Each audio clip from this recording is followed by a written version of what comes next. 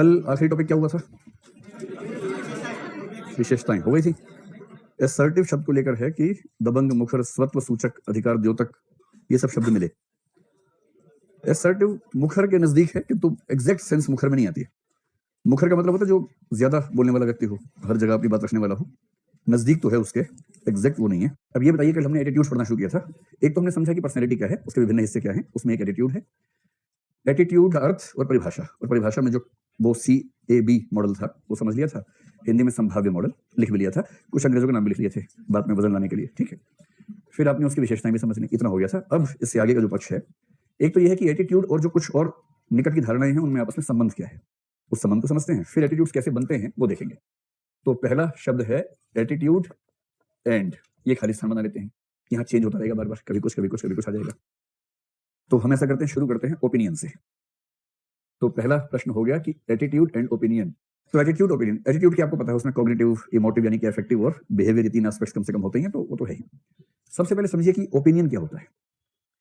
उससे पहले ये समझिए कि हम जो हमारा माइंड है, हमारा माइंड जो है, पश्चिम के लोग मन, आत्मा, बुद्धि इन सबको लगभग एक ही मानते हैं। तो माइंड को आप मन, आत्मा, बुद्धि जो मानो मान लें, क्योंकि भारत के दर्शन में जितना बारीक डिवीजन है, पश्चिम के दर्शन में उतना बारीक डिवीजन इसको लेके है नहीं। वो माइंड का ही काम चला लेते हैं।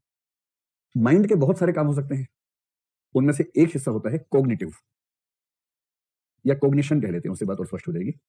माइंड के बहुत सारे पक्षों में से एक पक्ष है कॉग्निशन। ये आप समझ रहे हैं, कॉग्निशन मतलब जानना, कुछ भी जानने की प्रक्रिया कॉग्निशन है। अगर मैं उसी बात पर आ जाऊं तो एक जो प्रक्रिया है उसकी अफेक्शन, क्योंकि अफेक्शन हमने कल समझा था कि ये तो फिल्मों में लोग कहते हैं ना कि सीने पे हाथ रख के कि मेरा दिल तुम्हारे लिए ही धड़क रहा है। दरअसल उसका दिल नहीं धड़क रहा, दिल तो वैसे ही धड़क रहा है उसका, वरना ब्लड की पंपिंग होगी नहीं, मर जाएगा। उसके इमोशंस तो दिमाग से ही निकल रहे हैं, पर उसको गलतफहमी है कि दिल से निकलते हैं इमोशंस। एक तीसरा काम होता है जो विल पावर होती है, संकल्प शक्ति। तो कई लोग कहते हैं कि माइंड के बहुत सारे काम हैं। माइंड का एक काम है कॉग्निशन, एक काम है अफेक्शन, एक है विल यानी कि संकल्प। संकल्प कह लीजिए। विल के साथ हम कई बार जोड़ते हैं नैतिक पक्षों को, क्योंकि नैतिक पक्षों के लिए क्या चाहिए? विल चाहिए, दृढ़ इच्छा शक्ति चाहिए नैतिक पक्ष पर चलने के लिए। उस सेंस में इसका यूज करते हैं। तो जिसमें विल पावर जितनी ज्यादा होगी वो उतना ही अपने रास्ते पर मजबूती से खड़ा होगा, ये उसका एक पक्ष होता है, ठीक है। अब अगर मैं माइंड के कॉग्निशन वाले पक्ष पर आगे बढ़ूं, कॉग्निशन का सिंपल सा मतलब है कुछ भी जानना, समझना, जिसमें बुद्धि की भूमिका है, इंटेलेक्ट की भूमिका है, ठीक है। तो माइंड बड़ी चीज है, उसमें से एक इंटेलेक्ट वाला पक्ष होगा। इंटेलेक्ट का मतलब हुआ बौद्धिक पक्ष, जिसका संबंध IQ से है कुछ मात्रा में। माइंड का एक काम रिटेंशन भी होता है। रिटेंशन का मतलब होता है चीजों को धारण करना, जैसे मेमोरी होती है ना, रिटेंशन यानी धारण करना। विल का मतलब संकल्प, अफेक्शन यानी भावना, और कॉग्निशन यानी संज्ञान।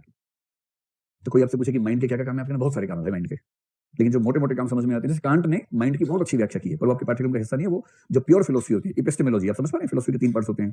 पहला ज्ञान मीमांसा होता है, उसी को एपिस्टेमोलॉजी कहते हैं। तो ज्ञान मीमांसा में इस पर खूब डिस्कशन होती है कि माइंड हमारा कैसे काम करता है, माइंड में कौन कौन सी फैकल्टीज हैं, उन फैकल्टीज का लिंक आपस में कैसे बनता है। ये सारा हिस्सा फिलोसफी का, एपिस्टेमोलॉजी का हिस्सा है। आपके एथिक्स में उसकी बहुत जरूरत नहीं है, पर हाँ, इस टॉपिक को समझने में हल्का सा हिस्सा जिक्र हम करेंगे। माइंड का जो कॉग्निटिव एस्पेक्ट है, संज्ञान वाला हिस्सा है, यदि उस पर आगे बढ़े, उसमें एक चीज होती है थॉट। थॉट बहुत सामान्य सी बात है। थॉट का मतलब है दिमाग ने एक बौद्धिक आउटपुट दिया है। हमारे मस्तिष्क का कोई भी बौद्धिक आउटपुट जब तक उसका कुछ और नाम ना रख सकें वो थॉट होता है। सबसे सिंपल बात है, विचार होता है।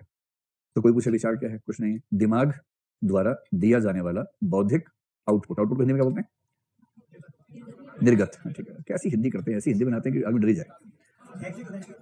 निकास बोल रहे हो? अरे बाप रे बाप। चलिए आप मेरी बात समझे, और कुछ ना मिले आउटपुट ही लिख के आ जाना, तनाव मत लेना, ठीक है।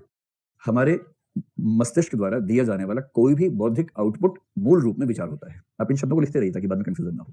ये हो गया विचार। अभी जो विचार है, थॉट है, इस थॉट के बहुत सारे रूप हो सकते हैं। कुछ विचार ऐसे हो सकते हैं कि ना हम उसके पक्ष में ना उसके विपक्ष में है, बस विचार दिमाग में आया, आपने कह दिया। इसी विचार के एक दो रूप और भी हो सकते हैं। उन्हीं विचारों में से कुछ, विचारों से अलग नहीं, विचारों में से कुछ, इनको हम कहेंगे ओपिनियन। ओपिनियन के लिए हिंदी में क्या शब्द था? राय या मत, ठीक। ओपिनियन एक प्रकार की थॉट है, स्पष्ट। लेकिन ऐसी थॉट है जिसमें आप एक तरफ थोड़ा सा झुक चुके हैं। थॉट में आवश्यक नहीं कि झुके ही हों, तटस्थ भी हो सकते हैं। लेकिन अब आप किसी के पक्ष या विपक्ष में थोड़ा सा झुक गए हैं तो ओपिनियन हो गया है। लेकिन ओपिनियन में 2-3 बातें हमेशा ध्यान रखनी है। ये मजबूत नहीं होता है, तो मजबूत नहीं है, इसमें लचीलापन है।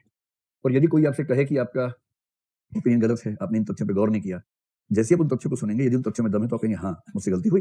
और आप अपनी राय बदल लेंगे, तुरंत आपका ओपिनियन चेंज हो जाएगा। तो ओपिनियन में अमेंडेबिलिटी या परिवर्तनशीलता या संशोधनीयता की संभावना ज्यादा रहती है। स्पष्ट यहां तक। जब ओपिनियन थोड़ा सा मजबूत होने लगता है, जब आपको भरोसा जमने लगता है उस पर और ज्यादा, तो ये बन जाता है बिलीफ। और बिलीफ को हम कहते हैं हिंदी में विश्वास। कोई अगर आपसे पूछे बिलीफ क्या है, एक वाक्य में कहिए, वह ओपिनियन जिसमें मजबूती ज्यादा हो, बिलीफ होता है। वह मत जिसके प्रति व्यक्ति में मजबूती का भाव हो, उसे विश्वास कहते हैं। मुझे नहीं पता कि इसकी परिभाषा कोई आपसे पूछेगा नहीं, मेरे ख्याल से कभी नहीं पूछेगा, पर जब अंतर आएंगे तो कंसेप्ट क्लियर होगा तो आप लिख पाएंगे ठीक तरीके से। कंसेप्ट क्लियर नहीं होगा दिक्कत होगी। तो ओपिनियन क्या है? वह विश्वास जो आरंभिक अवस्था में है, या वह विचार जो विश्वास बनने की प्रक्रिया में है किंतु अभी कमजोर है, उसमें तीव्रता कम है और उसमें बदलाव की गुंजाइश है, ओपिनियन। और जो ओपिनियन मजबूत हो गया, जिसमें बदलाव की गुंजाइश उतनी नहीं रही है, वो बिलीफ है। अब यहां आते ही आपके मन में दो शब्द जरूर तैरने लगेंगे कि भाई बिलीफ और फेथ, ये दो शब्द हम सुनते हैं, तो इन दोनों में क्या अंतर है? बिलीफ का मतलब हमने पहले ही कहा कि हिंदी में विश्वास है, और फेथ के लिए हिंदी में क्या शब्द है? आस्था। आप बताएं विश्वास और आस्था में क्या अंतर है? ये एक ही बात है। देखिए, एक सिद्धांत तो मान के चलना कि दुनिया में कोई भी दो शब्द पूर्ण पर्याय नहीं होते, अपूर्ण पर्याय हो सकते हैं। दो शब्द हैं तो इसकी वजह है कि दो की जरूरत थी। अगर एक से काम चलता तो भाषा बनाता है समाज, और समाज का तरीका है न्यूनतम संसाधनों से काम चलाना, न्यूनतम शब्दों से भाषा बनती है।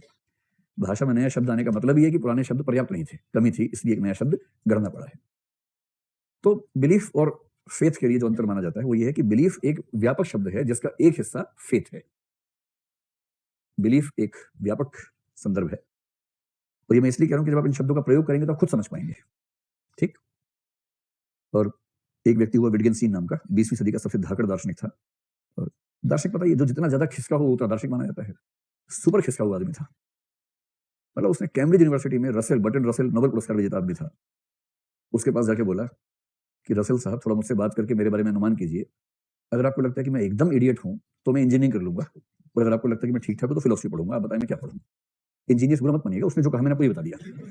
रसेल ने उससे बात की 5-10 मिनट, फिर बोले तुम फिलोसफी ही पढ़ो, तुम उसके लिए बने, इंजीनियरिंग तो बहुत लोग कर रहे हैं, तुम फिलोसफी पढ़ो। फिर वो रसेल का स्टूडेंट हो गया, और ऐसी ऐसी बातें क्लास में बच्चों को पढ़ाते हुए उसने बोली कि बच्चों ने जो नोट्स बनाए बाद में उनको किताब के रूप में छापना पड़ा कि क्या लिखा है इस आदमी ने। और उसके क्लास के नोट्स के बेस पे संप्रदाय चल पड़े कि ये है असली संप्रदाय, और उस पर इंग्लैंड और जर्मनी के 2-3 महान चिंतक उस थॉट पे इतना आगे बढ़ गए। और ये मस्त मौला आदमी था। कुछ दिन रहा, फिर बोला मुझे पढ़ाने मजा नहीं आ रहा, मैं जा रहा हूँ स्विट्जरलैंड। चला गया सब छोड़ छाड़ के। वहां गुजारा नहीं हुआ तो एक प्राइमरी स्कूल में नौकरी कर ली, छोटे बच्चों को। अब सोचिए कि छोटे बच्चों को, नर्सरी के बच्चे को टी से टोमेटो सिखाना है और पढ़ा रहा है आइंस्टीन, उसको मान लीजिए। तो ये इनमें से किसका दुर्भाग्य है? ये बच्चों का दुर्भाग्य ज्यादा है। अब ये उनको समझाना चाह रहे हैं दर्शन की गहरी बातें, वो टी फॉर टोमेटो नहीं समझ पा रहे, तो उससे बच्चों को पीटा पीटा कस के स्कूल से निकाल दिया, बेरोजगार हो गया। उसने रसेल को मैसेज किया कि मेरे पास पैसे खत्म हो गए हैं, कुछ पैसे भेजो। रसेल भी रसेल था, उसने उसका कमरा खुलवा के उसका सामान बेचा, उसके पैसे भिजवाए। तब ऐसे थोड़ा होता है, दार्शनिक लोग दार्शनिक होते हैं, मान पहुंचे वाले होते हैं। और फिर ये लौटा, फिर इसने एक और किताब लिखी। इसके पहले के सिद्धांत पे कई सिद्धांत चल रहे थे बड़े बड़े, और दूसरा सिद्धांत दिया, उसने कहा मैंने अब तक जो लिखा था वो सब बकवास था। बाकी लोग बोले सोच समझ के बोलो भाई, हम तो इसी पे टिके हुए हैं, ऐसे मत बोलो। बोला नहीं, वो सब बकवास था। अब मुझे रियलाइज होता है कि मेरा पहला सिद्धांत कूड़ा है, उसे फेंक देना चाहिए, अब मैं सही सिद्धांत दे रहा हूं। और तब उसने एक बात कही कि जब भी कोई शब्द परेशान करे ना, उसे यूज करो, यूज थ्योरी कहते हैं, उसका इस्तेमाल करो, अलग अलग संदर्भों में इस्तेमाल करो, तब समझ में आएगा कि अर्थों में अंतर कहां है, कितनी डिग्री का अंतर है। बहुत बढ़िया दार्शनिक है। तो अगर मैं उस सिस्टम को यूज कर लूं जो कि एक दार्शनिक ने किया इस पर, उसने कहा कि संबंध ये निकलेगा फेथ और बिलीफ में। तो मैं आपको ऐसा करता हूँ, 2-3 वाक्य बोलता हूँ, आप सिर्फ ये बताएंगे वाक्य ठीक है या गलत है। अच्छा, ठीक गलत में उस सेंस से नहीं सोच रहे कि मदारी पूछ रहे हैं और आपको घबराहट हो रही है, पता नहीं क्या होने वाला है ना। नॉर्मल सेंस में, कॉमन सेंस में वो वाक्य ठीक है या नहीं है, इतना ही सवाल है। ठीक है, चलिए। पहला सवाल ये है कि मुझे विश्वास है कि इस वर्ष अच्छी खासी सर्दी पड़ेगी। ये वाक्य ठीक है या गलत है? तो यदि कोई ऐसा वाक्य बोले तो आप चौंक जाएंगे, कहेंगे हाँ ठीक ठीक भाषा बोल रहे, इसमें क्या दिक्कत है? ठीक है। फिर कोई कहे कि मुझे विश्वास है कि कोई माने या ना माने ईश्वर होता है और हम सबके कर्मों को देखता है। गलत है? किसने गलत, किसने कहा? कौन? नहीं, गलत कहने वाले कौन थे? मैं जानना चाह रहा हूं क्यों गलत है। आस्था का विषय है। मैं इसलिए पहले बोलता हूं कि मुझे मदारी और खुद को दर्शक समझ के मत विचार करो। अगर नॉर्मली कोई बिना ये बताए कि चेक करने को आपके सामने बोलता कि मुझे विश्वास है कि ईश्वर देखता है हर चीज को, आप कहते ही गलत वाक्य है। नॉर्मल दुनिया में कोई आपका रूममेट कहे कि यार मुझे तो विश्वास है कि ईश्वर होता है और सब देखता है, आप उसको बोलते कि गलत वाक्य बोल रहे हो। अभी आप चौकन्ने हैं, इसी को बोलते हैं सिस्टमैटिक प्रोसेसिंग, जिसमें आप चले गए हैं। बहुत चौकन्ने होकर सोच रहे हैं, और मैंने पहले ही कहा कि सहज होकर सोचना है। ठीक है, कुछ सहज हो जाओ पहले, हो गए? ठीक, इसमें क्या है? ठीक वाक्य है, इसमें क्या दिक्कत है? ठीक है। तीसरा वाक्य है कि मुझे आस्था है कि ईश्वर हमारे कर्मों को देखते हैं और फल देते हैं। गलत है। ये वाक्य मीनिंगफुल है नहीं, सिर्फ इतना पूछ रहा हूं। अच्छा, जिन व्यक्तियों का फोन नंबर 3 पे खत्म होता है उनकी औसत आयु 35 साल है। इस वाक्य की सेंस निकल रही है कि नहीं निकल रही है? अब फिर गड़बड़ कर रहे हैं। ये वाक्य अपने आप में ठीक है, इस वाक्य से निकलने वाला अर्थ व्यावहारिकता की कसौटी पर बकवास है। ठीक है, आप दोनों में अंतर कीजिए। वाक्य ठीक है अपने आप में, लेकिन उस वाक्य से जो अर्थ निकल रहा है वो मीनिंगफुल नहीं है। एक बुढ़िया बचपन में ही मर गई एक बार। तो अब ये वाला जो वाक्य है, इस वाक्य में कोई दिक्कत है क्या? वाक्य में क्या दिक्कत है? वाक्य ठीक है, लेकिन इस वाक्य के कॉरस्पॉन्डिंग तथ्य आपको दुनिया में दिखेगा नहीं, यही दिक्कत है ना। तो सार्थक वाक्य वो होता है जिसके कॉरस्पॉन्डिंग कोई सिचुएशन दुनिया में दिखती है, लेकिन वाक्य अपने आप में ठीक हो सकता है। तो मैंने आपको तो बड़ा समझाना पड़ रहा है भाई। एक बार तेजी से तीनों वाक्य बोलो, तीनों में बोलना हाँ ठीक है, ठीक है। पहला वाक्य है, मुझे विश्वास है कि इस बार सर्दी ज्यादा पड़ेगी। मुझे विश्वास है कि भगवान है। मुझे इस बात में आस्था है कि भगवान है। मुझे आस्था है कि इस बार सर्दी ज्यादा पड़ेगी। ये गलत है, सो सिंपल, ये गलत है। क्योंकि ऐसा कोई भी आपके आसपास बोलेगा, टोक देंगे, ये क्या बात हुई? मुझे आस्था है सर्दी पड़ेगी, मुझे आस्था है कि आज लाइट नहीं जाएगी। गलत हुई, आस्था है कि लाइट नहीं जाएगी।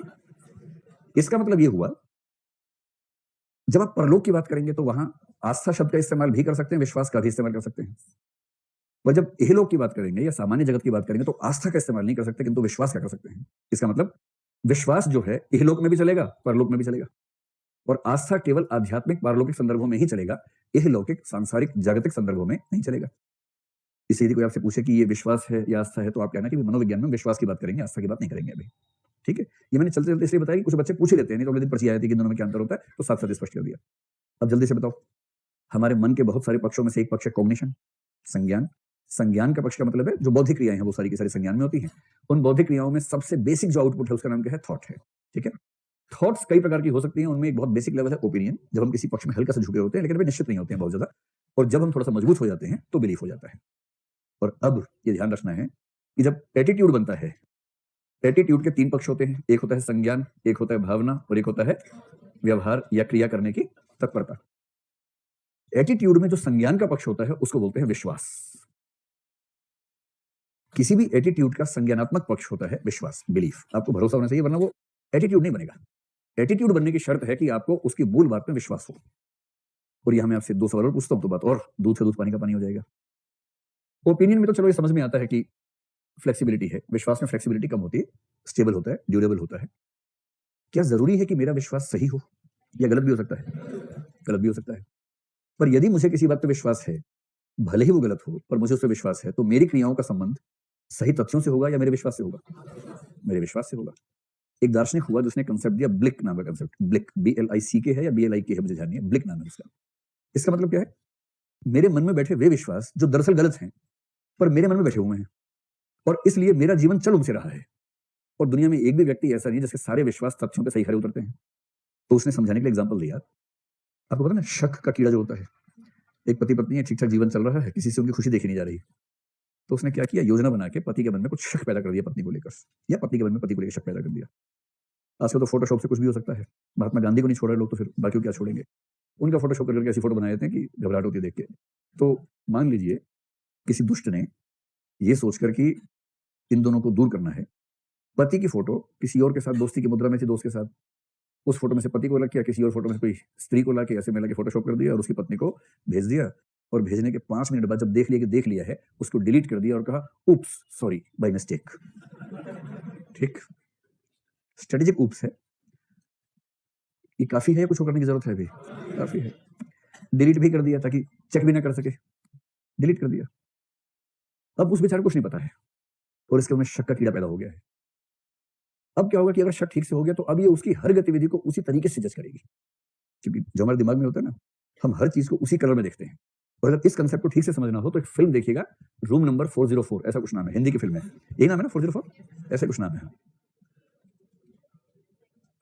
इसका मूल भाव है कि जो दिमाग में है वही बाहर दिखता है। इस पूरी फिल्म की थीम ये है, it's all in the mind.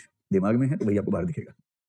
बड़ी अच्छी कहानी है कि एक आदमी ने सबको भूत के बारे में बताया, अंत में खुद उसी में जाके खत्म हो गया। समझ में नहीं आया ना, क्योंकि गहरी फिल्म है, पर इंटरेस्टिंग फिल्म, उसको देखिएगा। ठीक है, तो खैर, तो विश्वास गलत हो तो उसको ब्लिक कहते हैं। और उसने एग्जांपल दिया कि इस महिला को अपने पति के बारे में गलत फहमी है, इसको विश्वास है कि वो बेवफा है, धोखेबाज है, जबकि वो है नहीं। लेकिन इसका जीवन तथ्य से नहीं चलेगा, इसका जीवन इस विश्वास से चलेगा कि इसका पति ऐसा है। और जब कोई विश्वास तथ्यों पे ना टिका हो किंतु आपके जीवन को ठीक-ठाक प्रभावित करता हो, इसको बोलते हैं ब्लिक। और ऐसा उसी के साथ हो रहा है या किसी के साथ भी हो सकता है। मतलब इस सिचुएशन में नहीं, हजार सिचुएशंस हैं हमारे जीवन में। हजारों सिचुएशंस में ऐसा होता है कि किसी व्यक्ति को आपके बारे में विश्वास हो गया कि आप उसको बुरा चाहते हैं और वो उसी बेस पे हर चीज को रीड भी कर रहा है और करते-करते फैसला भी कर लेगा, करते-करते कोई एक्शन भी ले लेगा। इसलिए मनोविज्ञान में इन चीजों को बहुत ध्यान से पढ़ा जाता है। चलिए पहले मुझे कंसेप्ट बताइए, आप समझिए थॉट क्या है, ओपिनियन क्या है, बिलीफ क्या है और उसके बाद बिलीफ का संबंध एटीट्यूड से क्या है। अब जल्दी-जल्दी एक-एक को उठाते हैं और दो-दो पॉइंट में समझते हैं किसका किससे क्या संबंध बनेगा। एटीट्यूड एंड ओपिनियन सबसे पहली बात, और ये आपके नोट्स में ठीक से लिखा भी हुआ है, इसमें कोई बहुत बताने की बात नहीं है। दो-दो पॉइंट्स में इन बातों को निपटाते हुए आगे बढ़ जाते हैं। सबसे पहली बात, इन दोनों में समानता क्या है, एक आध समानता पता रहे आपको। दूसरी बात, इनमें अंतर क्या क्या है, और तीसरी बात देख लीजिए अगर इनमें संबंध है तो क्या संबंध है। इतना देख लेंगे तो पर्याप्त हो जाएगा। एटीट्यूड क्लास के बीच में वैसे बचेंगे इस चीज से, पर्ची पर्ची से। यदि फेथ केवल पारलौकिक अवधारणा के लिए प्रयोग करते हैं तो यह क्यों कहा जाता है कि dog is a faithful animal. अब फेथफुल जो है ना, उसमें फेथ शब्द नहीं है, उसमें शब्द का हिस्सा है। ये कुछ ऐसा प्रश्न हुआ कि यदि देश का मतलब ये होता है कि एक मनुष्यों का स्थान है तो उपदेश का मतलब देश का हिस्सा क्यों नहीं होता है। ये कुछ वैसा प्रश्न हुआ। ठीक है, फेथ शब्द से फेथफुल की व्याख्या हर संदर्भ में नहीं होगी। और ठीक वैसे है कि चिड़िया तो चिड़िया होती है, घर तो घर होता है, तो चिड़िया घर में चिड़िया क्यों नहीं रहती है। ये कुछ वैसी बात है कि दिल्ली में कश्मीरी गेट है, वहां तो कश्मीर है ही नहीं, ऐसा क्यों है। आनंद पर्वत में ना आनंद मिलता है ना पर्वत मिलता है, दिल्ली में ही आनंद पर्वत, करोल बाग में बाग नहीं है। तो है ना, ऐसे ऐसे शब्दों को तोड़ेंगे मरोड़ेंगे तो बहुत अर्थ निकलेगा नहीं उससे। एटीट्यूड और ओपिनियन में क्या समानता है, एक भी समानता बतानी तो क्या है। सबसे मूल समानता यह है कि दोनों के अंदर कम से कम एक एलिमेंट संज्ञान का होता है। संज्ञान का एलिमेंट तो है ही, कम से कम एक समानता तो है कि दोनों में कोग्निटिव एलिमेंट एग्जिस्ट करता है। आपको ध्यान रखना कि एटीट्यूड में 3 एलिमेंट्स होते हैं, 2 तो होते ही होते हैं, तीसरे की तत्परता जरूर होती है। ठीक कंडीशन में वो भी होगा। ठीक है, समानता बेसिकली एक ही है। मतलब बहुत हल्के में कहना हो तो कह सकते हैं कि किसी ना किसी मात्रा में इनका हमारे व्यवहार पे असर पड़ता है।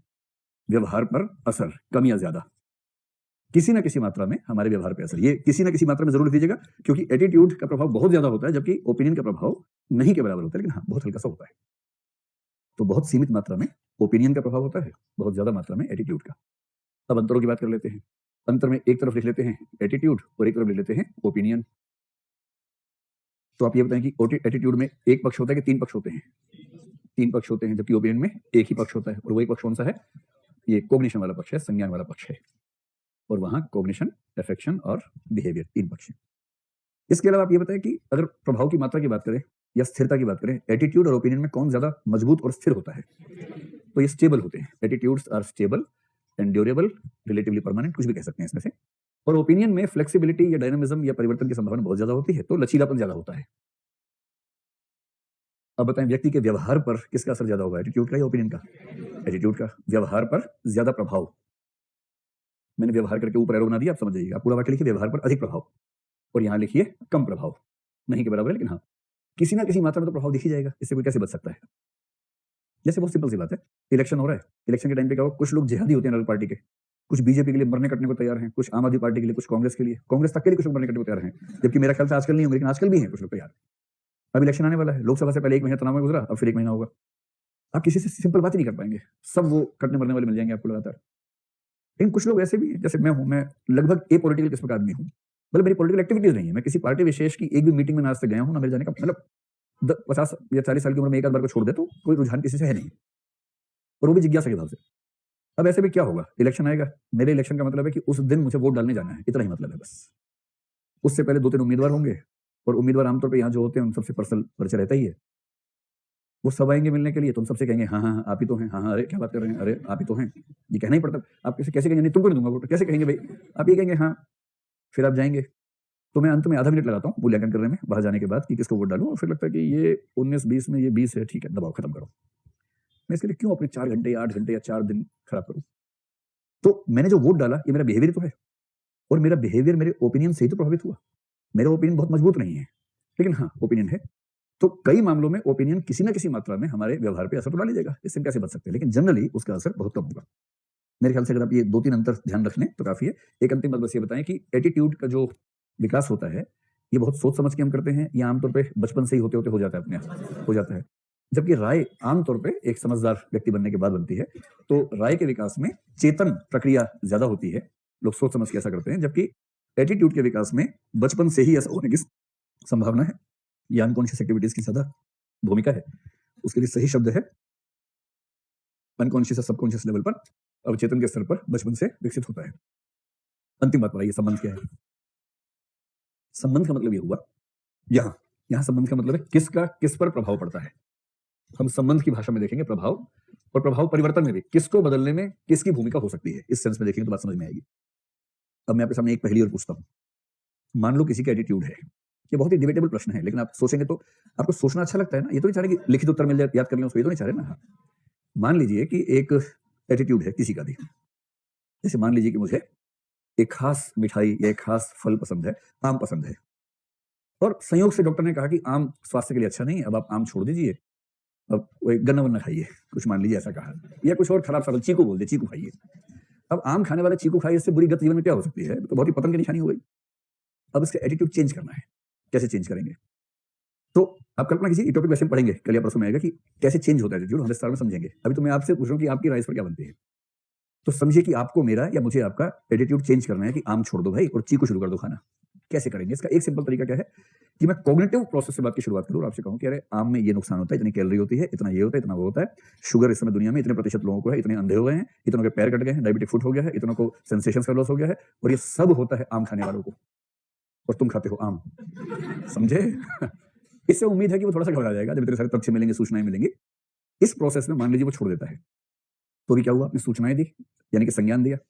उस संज्ञान की वजह से उसने बड़ी मेहनत करके इमोशंस कंट्रोल किए, और धीरे धीरे हो सकता है कि एक आध साल बाद उसको आम देख के इच्छा ही नहीं बंद हो जाए, क्योंकि उसके मन में बैठ जाए कि ये जहर है, मीठा सही पर जहर है। ये हो सकता है।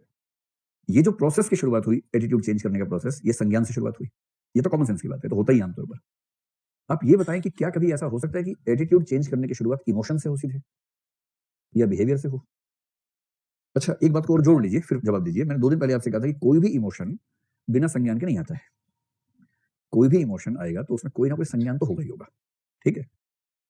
फिर एग्जांपल से बात समझो। ऐसे हिंदी की ऐसी बहुत सारी फिल्में होती हैं जिसमें नायक नायिका शुरू में दुश्मन होते हैं एक दूसरे के, धीरे धीरे मोहब्बत हो जाती है। ऐसी फिल्में देखी होंगी आपने, बहुत सारी, है ना?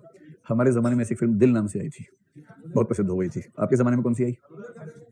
बोलो, कौन सी फिल्म आई? नहीं, कौन सी? दिल वाले? अच्छा, मैंने देखी नहीं है, लेकिन हाँ ठीक है, थीम कुछ कुछ ऐसी होगी ना। यारियां? अच्छा, एक फिल्म आई है यारियां। हाँ, जोर से उठ के बोलो। कम वक्त इश्क है बेसिकली, कि इश्क में वक्त कम पड़ जाता है, इसलिए बोलते कम वक्त इश्क। उसको लोगों ने कम वक्त इश्क कह दिया। ठीक है? जैसे फिल्म का नाम पूछे, आप सबके चेहरे पर जो चमक आई और उत्तर देने की जो इच्छा दिखी, तड़प दिखी कि मैं भी बताऊं, मैं भी बताऊं, ये संज्ञानात्मक प्रश्न में कहां चली जाती है? कोई बात नहीं। तो अब सिचुएशन को थोड़ा गौर से समझिए। नायक नायिका एक दूसरे से नाराज हैं, दुश्मन हैं, गालियां बकते हैं, चिढ़े हुए हैं, खानदानी दुश्मनी टाइप की है, और फिर धीरे धीरे मोहब्बत हो गई।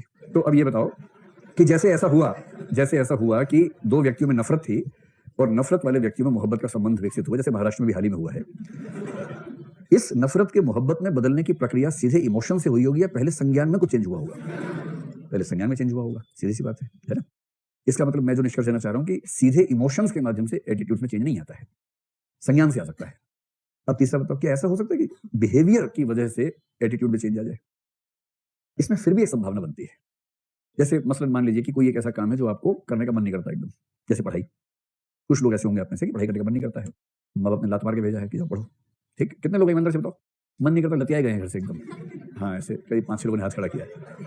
बस पेरेंट्स में से कोई बाहर खड़ा होगा कि गया कि नहीं अंदर, या क्लास में देखें जरा, ऐसा कुछ मामला होगा। चलिए, तो कोई आपसे कभी ऐसा काम करने के लिए आपको बाध्य कर दे जो आपको पसंद नहीं है, मजबूरी हो गई, करना पड़ेगा, तो क्या होगा कि आप वो काम करेंगे जिसके प्रति आपका एटीट्यूड सकारात्मक नहीं है। जैसे एक बच्चा, उसे पढ़ने का मन नहीं है, ग्रेजुएशन कर ली घिसट के किसी तरह से, उसने कहा कि बाबूजी अब मैं पढ़ाई नहीं करूंगा बस। बाबूजी ने कहा बेटा एक सपना है पिछले 7 पीढ़ियों का कि हमारे घर में एक सिविल सर्वेंट हो जाए, एक बार बेटा ट्राई कर लो, कम से कम मैं ऊपर जाके बाकी 6 को बता सकूं कि ट्राई हमने भी करवाया था, तो एक बार कोशिश जरूर कर लो बेटा प्लीज, आखिरी इच्छा तुमसे मैं कह रहा हूं, तुम मुझे आग मत देना, लेकिन ये काम कर दो। ऐसा बोल दिया। अब ये बोलने वाला बच्चा क्या करेगा? गड़ गया जमीन के अंदर, क्या बाबूजी ऐसी बात बोल देते हो, ठीक है जाता हूँ। अब वो मान लीजिए दिल्ली आके आईएएस के लिए पढ़ने लगा, और वो सोच के आया कि पढ़ना नहीं है, बस उनकी इच्छा का सम्मान करना है, पढ़ना नहीं है। क्लास में आ गया है, तो बाबूजी ने कसम दी, माँ ने कसम दी, बेटा क्लास रोज करनी है वरना मेरा मरम देखोगे। अब क्या करे, फंस गया, अब क्लास में भी आना है। ऐसा हो सकता है कि 2, 4, 6, 8 दिन नाराजगी में क्लास करने के बाद धीरे धीरे उसको क्लास करने में मजा आने लगे, और जैसे जैसे क्लास करने में मजा आने लगे वैसे वैसे उसका एटीट्यूड पढ़ाई को लेकर चेंज हो जाए। एक विषय में सुख मिलने पर यह समझ में आना कि बाकी विषय भी उतने रोचक हैं, हमने कभी ध्यान से देखा ही नहीं था, और फिर नए नए विषयों को पढ़ने की जिज्ञासा पैदा हो जाए, और जो पढ़ने को तैयार नहीं था वो पढ़ाई छोड़ के कुछ और करने को तैयार नहीं है उसके बाद। क्या ये संभव नहीं है कि एटीट्यूड चेंज का प्रोसेस बिहेवियर से शुरू हो जाए? हो सकता है, लेकिन इमोशन से शुरू हो, ये प्रैक्टिकली बड़ा मतलब असंभव जैसी स्थिति बनती है। 10 में से 9 मामलों में एटीट्यूड चेंज की शुरुआत कॉग्निशन से होती है। एक आध मामले में, रेयर केसेस में बिहेवियर मजबूरी में करना पड़ता है, किंतु मजबूरी धीरे-धीरे आपका शौक बन जाती है और फिर आपका एटीट्यूड चेंज हो जाता है। समझ पा रहे हैं? तो अगर मैं आपसे ये कहूं, पहला संबंध ये कि किसी भी एटीट्यूड के चेंज होने की संभावना किसी नए ओपिनियन से शुरू होती है। एटीट्यूड चेंज होने की संभावना किसी नए ओपिनियन से शुरू होती है, क्योंकि वही नया ओपिनियन फिर बिलीफ बनेगा, फिर उस बिलीफ के साथ इमोशन जुड़ेंगे और धीरे-धीरे वो एक नया एटीट्यूड हो जाएगा। ये बात समझ में आ रही है? कुछ तो हाँ या ना बोलो प्रभु, आ रही है? तो किसी भी अभिवृत्ति के परिवर्तन की शुरुआत प्रायः किसी नए राय या किसी नए मत की शुरुआत से होती है। दूसरी बात, कोई भी एटीट्यूड 3 चीजों से मिलकर बनता है, आपको पता ही है। वो 3 चीजें कौन सी हैं उसमें? अगर हम 3 चीजें मान लें तो उसमें एक चीज संज्ञान है। जो संज्ञान वाला पक्ष है उसको हम कहते हैं बिलीफ है। और मैंने अभी आपसे कहा था कि बिलीफ क्या है? बिलीफ वह ओपिनियन है जो ज्यादा मजबूत है। जब मैं कह रहा हूं कि बिलीफ वह ओपिनियन है जो ज्यादा मजबूत है, इसमें निहित है कि हर बिलीफ ओपिनियन तो है ही, और इसका मतलब किसी भी एटीट्यूड के एक संघटक के रूप में ओपिनियन की उपस्थिति हमेशा मौजूद रहती है। हाँ, वो मजबूत होता है, कमजोर नहीं होता, लेकिन हाँ, वो बिलीफ बनने से पहले ओपिनियन रहा होगा, धीरे धीरे बिलीफ बना होगा। तो 2 संबंध अगर आप लिख देंगे तो पर्याप्त होगा। पहला, अभिवृत्ति के परिवर्तन की शुरुआत प्रायः ओपिनियन से होती है, और दूसरा, कोई भी अभिवृत्ति अपने संज्ञानात्मक घटक के बिना नहीं बनती है, और संज्ञानात्मक घटक एक अर्थ में ओपिनियन ही होता है। अभी जिस भाव में विभोर मुद्रा में देख रहे हैं, जैसे मुंडे हिला रहे हैं, ऐसे ऐसे एकदम मुझे आसाराम बापू टाइप फीलिंग आ रही है कि कोई आध्यात्मिक चर्चा चल रही है, स्वर्ग नरक की चर्चा चल रही है और सारे मोक्षार्थी बैठे हुए हैं, है ना? मोक्षार्थी नहीं है, विद्यार्थी हैं और सिविल सेवार्थी हैं। विद्यार्थी यानी जो विद्या की अर्थी उठाता हो। ऐसी तो और कैसे बना है बताओ? विद्या प्लस अर्थी, ऐसी तो बना है। कैसे बना है बताओ? नहीं बना ऐसे, ऐसी तो बना विद्यार्थी और परीक्षार्थी जो परीक्षा की अर्थी उठाएगा, तो ऐसी बना है। सच में लिख के बता देना, यहाँ अर्थ का मतलब जो विद्या के अर्थ हेतु आया हो, इस सेंस में है, विद्या के उद्देश्य हेतु आया हो। चलिए, ये हो गया एटीट्यूड एंड ओपिनियन। अब मैं केवल खाली स्थान बदल दूंगा, खाका वही रहेगा। अब आ जाइए बिलीफ, एटीट्यूड एंड बिलीफ, यानी कि अभिवृत्ति और विश्वास। ये लगभग वही चीज, इसमें कोई खास अंतर नहीं। समानताएं दोनों में वही है कि इन दोनों में कम से कम एक मात्रा में कॉग्निशन तो होता ही है, संज्ञानात्मक पक्ष उपस्थित होता है, संज्ञान पक्ष होता है, ये समानता है। दूसरा अंतर और मजबूत हो जाएगा। हमने कहा था कि किसी ना किसी मात्रा में दोनों का हमारे व्यवहार पर प्रभाव पड़ता है। ये ओपिनियन की तुलना में बिलीफ के मामले में ये बात ज्यादा अच्छे से कही जा सकती है, कम कही जा सकती है? ज्यादा कही जा सकती है। तो व्यवहार पर काफी प्रभाव, पिछली बार क्या था? किसी ना किसी मात्रा में प्रभाव। अब आप कह सकते हैं कि व्यवहार पर काफी प्रभाव होता है, चाहे वो एटीट्यूड हो चाहे बिलीफ हो। ठीक है, चलो अब इसमें जो डिफरेंसेस हैं वो भी लगभग वैसे ही होंगे जो पहले हमने देखे थे। एटीट्यूड में क्या होते हैं? 3 संघटक होते हैं, पता है ना कौन से? CAB। बिलीफ में संघटक होता है केवल एक, क्योंकि बिलीफ केवल और केवल संज्ञानात्मक मामला है। ध्यान रखना है, बिलीफ में इमोशंस आएंगे नहीं आएंगे चांस की बात है, लेकिन जब तक वो केवल बिलीफ है, ये आवश्यक नहीं है कि उसमें इमोशंस का एस्पेक्ट हो। किसी बिलीफ के बिलीफ होने की कंडीशन नहीं है कि उसमें इमोशंस हो। आगे चल के डेवलप हो सकते हैं, हो जाएंगे, और क्रिया करने की इच्छा भी आ जाएगी तो वो बन जाएगा एटीट्यूड। नहीं होंगे तो बिलीफ है, विश्वास है। चलिए, जैसे कोई ऐसा विश्वास बताइए जिसमें इमोशंस आपके नहीं है। जैसे अगर हम सामाजिक विश्वासों की बात करें या राजनीतिक विश्वास, जैसे मंदिर की बात करें या मस्जिद की बात करें।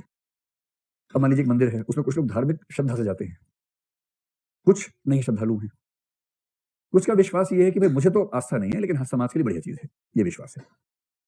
इस विश्वास से उसके इमोशंस नहीं जुड़े हुए। जैसे मैं अपना स्टेटस बताऊं आपको, हमारी सोसाइटी में एक मंदिर है, सोसाइटी के लोगों ने बनाया है, मेरी बहुत रुचि नहीं रहती है, पर उन्होंने बहुत मतलब व्यक्त की इच्छा सहयोग दीजिए, तो मैंने सहयोग भी कर दिया। मतलब मेरे पति ने सहयोग किया क्योंकि उनको उसमें बहुत रुचि रहती है। ठीक है, वहां कुछ लोग सुबह से शाम तक मस्त रहते हैं, स्पेशली जो बूढ़े लोग सोसाइटी के हैं, उनके लिए वो ऐसा ठौर है। शाम के 4 घंटे उनके इतने सही गुजरते हैं वहां पर। थोड़ा कीर्तन हो गया, चिमटा बजा लिया, फिर बातें हो गई, प्रसाद हो गया। मुझे लगता है कि अगर वो मंदिर ना होता तो इन बूढ़े व्यक्तियों के शाम के 4 घंटे का साहचर्य कैसे मिलता?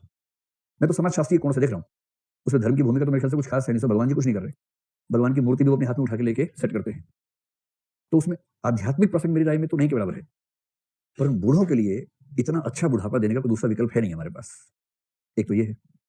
दूसरा, हर महीने में कोई ना कोई ऐसा कार्यक्रम हो ही जाता है कि कोई ना कोई लंगर वंगर करवा देता है।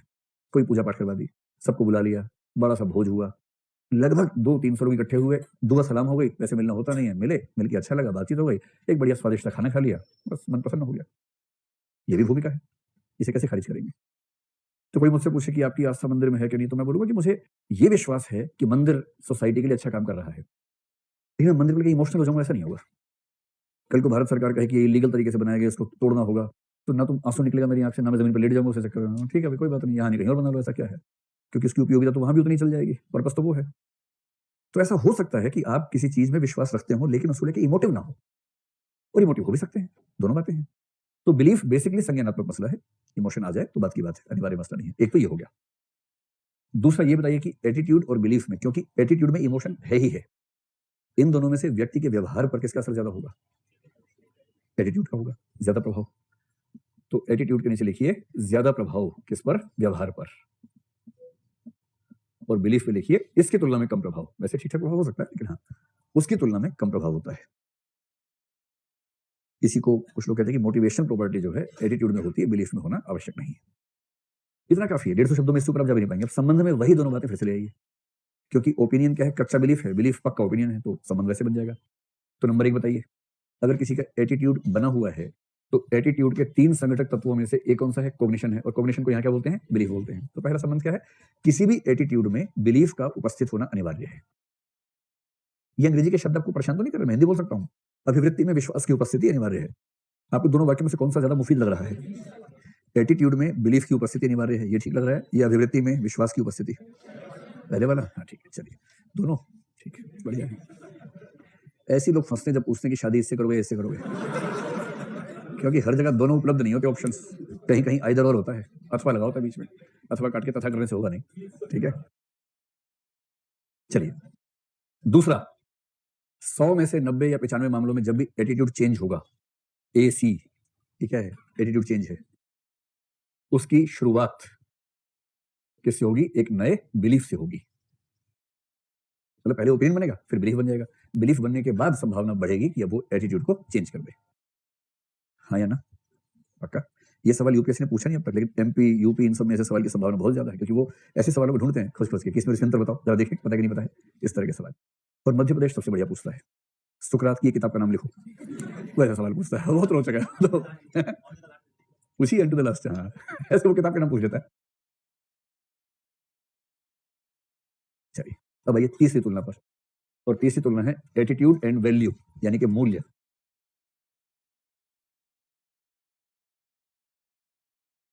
एटीट्यूड और वैल्यू, इस पर मेरे ख्याल से सवाल पूछा गया है, शायद यूपीएससी में या किसी पीसीएस में आया, मुझे ऐसा लग रहा है। अब क्योंकि आप इन दोनों विषयों को पढ़ चुके हैं तो आपको वैल्यू पता क्या होती है, एटीट्यूड भी पता क्या होता है। तो एक बार जरा मुझे याद दिला दीजिए, वैल्यू का सिंपल सा मतलब क्या है? नैतिक आदर्श। वैल्यू हो गया नैतिक आदर्श, और एटीट्यूड क्या हो गया? कुछ नहीं मिल रहा, अभिवृत्ति हो गया। चलो हिंदी अनुवादी कर देते, कोई बात नहीं, कम से कम भरा हुआ दिखना चाहिए। तो वैल्यू आपको ध्यान रखना, केवल नैतिक आदर्श वैल्यू है। जैसे मैं अगर आपको एग्जांपल दूं, स्वावलंबन, सहिष्णुता, ईमानदारी, ये सब क्या है? वैल्यूज है। क्या ईमानदारी किसी का एटीट्यूड भी हो सकता है? या ये कहूं कि ईमानदारी के पक्ष में किसी का सकारात्मक एटीट्यूड हो सकता है ना? ऐसे बोलेंगे। और यदि कोई ईमानदारी के मूल्य को ठीक से अपने व्यक्तित्व का हिस्सा बना ले तो उसे क्या कहेंगे? सद्गुण। अच्छा, इनमें से ढूंढ रहे थे क्या कहेंगे? नहीं, इनमें क्या होगा? अंतर भी नहीं कह सकते उसको, समानता भी नहीं कह सकते, संबंध भी नहीं कह सकते। ठीक, ईमानदारी एक मूल्य है कि नहीं है? है। किसने ईमानदारी के मूल्य को ठीक से फॉलो किया और करते करते व्यक्तित्व के अंदर ऐसा समा लिया है कि वो ईमानदारी के विपरीत या भिन्न रास्ते पे जा ही नहीं सकता है, उसे सोचना नहीं पड़ता, उसका दिमाग हमेशा ऑप्शंस ऐसे ही क्रिएट करता है जो ईमानदारी के ऑप्शंस होते हैं। इसे बोलते हैं कि वो सद्गुण है ईमानदारी का उसके अंदर, और वो सद्गुणी व्यक्ति है। स्पष्ट हुआ? एटीट्यूड का मतलब है कि उसको ईमानदारी पसंद है, मुझे लाल कपड़ा पसंद है, तो कुछ भी ऐसा हो तो हम कहेंगे कि उसका एटीट्यूड ऐसा है। इसका मतलब ये हुआ कि उसका एटीट्यूड का मतलब उसे इस तरह की चीजें पसंद हैं और इस तरह की चीजें नापसंद हैं। स्पष्ट एकदम? चलिए, तो सबसे पहली बात है कि एटीट्यूड और वैल्यू में क्या क्या समानताएं हो सकती हैं। आपसे मैं क्या एक की उम्मीद करूं? अच्छा ये बताओ कि एटीट्यूड जन्मजात होते हैं या सीखे जाते हैं? और वैल्यूज? तो पहली बात है, दोनों चीजें सीखी जाती हैं, लर्नड हैं, दोनों चीजें सीखी जाती हैं। पहली विशेषता तो ये हो गई। दूसरी विशेषता ये बताएं कि एटीट्यूड अगर किसी का बन गया या वैल्यू बन गई तो उसमें बदलाव बहुत आसान है या वो स्टेबल ज्यादा होता है? दोनों स्टेबल होते हैं। तो दोनों प्रायः स्थिर होते हैं, उनमें परिवर्तन आसानी से नहीं होता है, इतना इनके बारे में कम से कम कहा जा सकता है। तीसरी बात, मेरे मूल्य मुझे प्रेरित करते हैं एक खास तरह का काम करने के लिए। क्या मेरा एटीट्यूड भी मुझे प्रेरित करता है किसी खास तरह काम करने के लिए? करता है। इसका मतलब दोनों के पास मोटिवेशनल प्रॉपर्टीज हैं, यानी दोनों हमारे व्यवहार के लिए प्रेरक तत्व होते हैं, व्यवहार को प्रभावित करते हैं, व्यवहार के लिए प्रेरणा देते हैं। तो दोनों का ठीक-ठाक इम्पैक्ट हमारे व्यवहार पे रहता है। ये 3 समानताएं इनके बारे में कम से कम कही जा सकती हैं। स्पष्ट एकदम? चलिए, अब आपको बताना है कि एटीट्यूड और वैल्यूज में अंतर क्या है। देखिए, एक अंतर जो बहुत स्पष्ट सा हम कह सकते हैं। अच्छा, पहले आसान लेते हैं। एटीट्यूड में अनिवार्यतः 3 पक्ष होते हैं, है ना? कॉग्निटिव, अफेक्टिव और बिहेवियरल। वैल्यू के बारे में इस भाषा में बात की नहीं जाती है, क्योंकि वैल्यू के प्रति आप बहुत इमोशनल हो, ये आवश्यक नहीं है। कभी-कभी ऐसा हो सकता है कि वैल्यू है, आप इस एग्जांपल जैसे मान लीजिए आप में से कोई ऐसा बच्चा हो सकता है, या आपने देखा हो, उसे पैर छूना पसंद नहीं है, पर छूता है। आपने ऐसे बच्चे देखे? आप हैं ऐसे बच्चे? आप में से कितने बच्चे ऐसे हैं? पैर छूना पसंद एकदम नहीं, पर छूते हैं? हाँ, ये वैल्यू है, सिखा दी पेरेंट्स ने। सुबह-सुबह इस भाव से देखते हैं कि आगे छुओ। आपसे उनका दिल दुखाया नहीं जाता है, आप छू देते हैं, लेकिन आपको बहुत पसंद नहीं है। इसका मतलब है कि वैल्यू में ऐसा हो सकता है कि इमोशनल कंटेंट विद्यमान ना हो। इन वैल्यू में बेसिकली एक आदर्श वाला हिस्सा है, तो इसको हम कहेंगे वैल्यू में भावनात्मक तत्व का होना अनिवार्य नहीं है। अनिवार्य नहीं, मतलब नहीं लिखेंगे, अनिवार्य नहीं है। भावना वाला एलिमेंट, इमोशन का एलिमेंट अनिवार्य नहीं है, ये कहा जा सकता है। ठीक है, ये भी बात सही है कि यदि वैल्यू आपने इंटरनलाइज कर ली हो, तो उसका इमोशनल एस्पेक्ट बहुत मजबूत हो जाएगा। अगर कोई वैल्यू आपने ठीक से सीखी हो, उस वैल्यू को इंटरनलाइज कर लिया हो, तब उसमें मजबूती ज्यादा आ जाएगी। जैसे दूसरा एग्जाम्पल लीजिए, और हो तो ज्यादा मजबूत हो सकती है। मैं जो कहना चाह रहा हूँ ये 2 बातें हैं। जैसे देश प्रेम का मूल्य है, स्कूल में फैक्ट्री की तरह सिखा रहे हैं बच्चों को, नहीं सीख रहे, एक्टिंग कर लेते हैं ठीक ठाक, लेकिन जिनके अंदर ठीक से आ जाता है, वो अपना जीवन दे के भी प्रेम करना चाहते हैं देश के साथ। तो वैल्यू को लेकर ये आवश्यक नहीं है कि हमारा भावनात्मक पक्ष मजबूत हो, लेकिन किसी किसी स्थिति में वो इतना मजबूत हो सकता है कि उसकी तुलना में एटीट्यूड्स भी पीछे रह जाए। ये आप ठीक भाषा में लिख पाएंगे या कंफ्यूज हो जाएंगे इसको लिखने में? पक्की बात है? नहीं तो मैं 2 बातें लिखवा दूंगा। पहले दूसरा पक्ष देखिए, मूल अंतर जो है, केवल एक अंतर ध्यान दीजिए, जो दूसरे वाला है। अगर मैं कहूं कि एटीट्यूड किसी स्पेसिफिक के प्रति होता है और मूल्य जनरलाइज होता है, तो एटीट्यूड के नीचे लिखिए विशिष्ट के प्रति, विशिष्ट के प्रति, और मूल्य होता है थोड़ा सामान्य प्रकृति का। इसको भी एग्जांपल से हम समझते हैं। जैसे मान लीजिए कि एक व्यक्ति सड़क पर किसी घायल पशु को देखता है तो उसकी सेवा शुश्रूषा करता है, और जब जब वो उस पशु को देखता है उस पर ध्यान देता है, पर सभी पशुओं पर ध्यान नहीं देता है, किसी खास पशु पर ध्यान देता है। जैसे गाय पे देता है, ठीक है, या कोई कुत्ता दिख गया उसको दे दिया ध्यान, डिपेंड करता है उसको किस तरह के पशुओं को लेकर करुणा का भाव ज्यादा आता है। लेकिन इसके लिए व्यापक मूल्य भी चाहिए। तो अगर मैं कहूं कि मूल्य है मानवतावाद, प्राणियों से प्रेम करो, पर यदि आप संसार के सब प्राणियों से प्रेम करने के प्रयास से पड़ेंगे तो फिर एक दिन आप भी बैठे होंगे, कोई आपको प्रेम करेगा कि? फिर वो संभव नहीं होता है। इसका मतलब मूल्य जनरल है, ठीक है, मूल्य है तो सामान्य प्रकृति का मतलब यूनिवर्सल नेचर का है, जिसको आप बहुत सारे मामलों में अप्लाई कर सकते हैं, जैसे प्राणी मात्र से प्रेम करना। अब इसका मतलब है कि जहां भी आप जाएंगे, कोई चीटी देखी, कुछ देखा, सबसे प्रेम कर सकते हैं आप, एक जनरल टेंडेंसी आपकी है। लेकिन जनरल टेंडेंसी जब एटीट्यूड बनेगी तो हो सकता है किसी मामले में ज्यादा स्पेसिफिकली दिखे। जैसे दिल्ली में कुछ एसोसिएशंस हैं, डॉग लवर एसोसिएशंस। वो क्या करते हैं कि जिस मोहल्ले में रहते हैं वहां जो भी वो कुत्ते हैं जो मतलब सड़क वाले हैं, जिनको किसी घर में नहीं रहते हैं, उन कुत्तों की केयर करने के लिए रात दिन एक ही रहते हैं। लेकिन बिल्ली की क्या हालत है, चूहों की क्या हालत है, उससे उनको उतना मतलब नहीं होता है। तो क्या मैं कह सकता हूं कि एक बेसिक वैल्यू प्राणियों से प्रेम करने वाली उनके अंदर है, किंतु वो बेसिक वैल्यू स्पेसिफिकली व्यक्त होती है एक खास क्षेत्र में, एक खास रुचि के क्षेत्र में, वह एटीट्यूड है। तो एटीट्यूड हुआ विशिष्ट के प्रति, जैसे कुछ लोगों में गाय को लेकर हो सकता है, कुछ में किसी और पशु पक्षी को लेकर हो सकता है, लेकिन मूल्य इसके पीछे एक ही है, प्राणी मात्र के प्रति करुणा का भाव, मूल्य वो काम करता है। स्पष्ट हो ये बात? अब इसमें हम देखेंगे कि रिलेशनशिप क्या बनेगी, और अंतर तो बहुत ज्यादा नहीं बनते। एक अंतर की कल्पना करके बताओ मुझे। दोनों स्टेबल तो हैं ही, हमने देखा समानता में दोनों स्टेबल है, स्थिर है। अगर कोई पूछे आपसे कि इनमें से ज्यादा स्टेबल क्या है, किसको मानेंगे? मूल्य और अभिव्यक्ति में ज्यादा स्थिर क्या होता है? वैल्यू होती है। तो अगर अंतर बताना ही हो तो वैल्यू में लिखिए ज्यादा स्थिर, और आप इसमें लिख सकते हैं स्थिरता तुलनात्मक रूप से कम होती है। यानी किसी का एटीट्यूड चेंज करना उतना मुश्किल नहीं है जितना मुश्किल उसके मूल्यों को बदलना है, ये अंतर आ जाता है। अब देखिए इनका संबंध क्या है, और संबंध में देखेंगे किसका किस पर किस तरह का प्रभाव पड़ता है। और इसमें एक तो बड़ा सीधा सा लिंक है, एक लिंक में आपको थोड़ा सा सोचना पड़ेगा कि सही है कि नहीं है। एक स्थिति हो सकती है कि एटीट्यूड के बदलने से वैल्यू बदली, एक हो सकता है कि वैल्यू के बदलने से एटीट्यूड बदला। इनमें से कौन सी स्थिति आपको सामान्य लग रही है? किसी वैल्यू पर एटीट्यूड टिका होता है, ये सामान्य लग रहा है, या एटीट्यूड पर वैल्यू टिकी होती है सामान्य लग रहा है? वैल्यू पर एटीट्यूड। और इसका मतलब है कि पहला लिंक तो आसान सी बात है, ठीक। जैसे ही किसी के जीवन में मूल्य बदलेगा, उस मूल्य की सुसंगति में बहुत सारे एटीट्यूड्स अपने आप चेंज हो जाएंगे। जैसे 2-3 शब्द मैंने आपको बताए, एथनोसेंट्रिज्म, जीनोसेंट्रिज्म, बात की थी ना, और कल्चरल रिलेटिविज्म। मान लीजिए कोई एथनोसेंट्रिक आदमी है, हम में से कोई है जो अपनी भाषा, अपनी संस्कृति, अपना राष्ट्र, अपना धर्म, अपना ये इसी को लेकर हमेशा मस्त रहता है, मगन रहता है। और क्योंकि उसको एक्सपोजर मिला ही नहीं है, वो अपने समूह में ही हमेशा रहा, उसको हमेशा से बताया गया कि यही सबसे महान है, बाकी सब बकवास है, उसका दिमाग खुला ही नहीं है। और फिर वो एक ऐसे माहौल में चला गया संयोग से, जहां हर धर्म, हर भाषा, हर नस्ल के लोग रहते थे। 1 साल वहां रह लेगा तो तय मान के चलिए कि उसके सारे परसेप्शन चेंज हो जाएंगे, और वो मानने लगेगा कि नहीं, मैं गलत सोचता था, हर समाज अच्छा हो सकता है। इसका मतलब इसका वैल्यू सिस्टम चेंज हो गया। जैसे वैल्यू सिस्टम चेंज हुआ, अब देखो, ध्यान से देखो, मान लो कि भारत का था, मुसलमान था, हिंदुओं से नफरत थी क्योंकि उसका माहौल इन 2 धर्मों का था। अब ये कट्टर व्यक्ति चला गया एक ऐसे विश्वविद्यालय में या ऐसे स्थान पर जहां सब कल्चर्स हैं, और इसको समझ में आ गया कि यार ये सब बेकार की बात है, कुछ फर्क नहीं पड़ता, और ये रिलीजियसली फ्लेक्सिबल हो गया, इसका मूल्य चेंज हो गया, धर्मनिरपेक्ष टाइप का मूल्य बन गया। अब इसका जो एटीट्यूड चेंज होगा, वो केवल हिंदुओं को लेके होगा या ईसाइयों को लेके भी हो जाएगा, यहूदियों को लेके भी हो जाएगा, सबको लेके हो जाएगा। एक वैल्यू बदलेगी, मैंने कहा ना कि वैल्यू जनरलाइज होती है और एटीट्यूड स्पेसिफिक होते हैं बहुत सारे। जैसे ही एक वैल्यू बदलेगी, उस वैल्यू से सुसंगत बहुत सारे एटीट्यूड्स अपने आप चेंज हो जाएंगे, और एक नहीं, बहुत सारे एटीट्यूड चेंज हो जाएंगे। ये तो आसान सी बात है।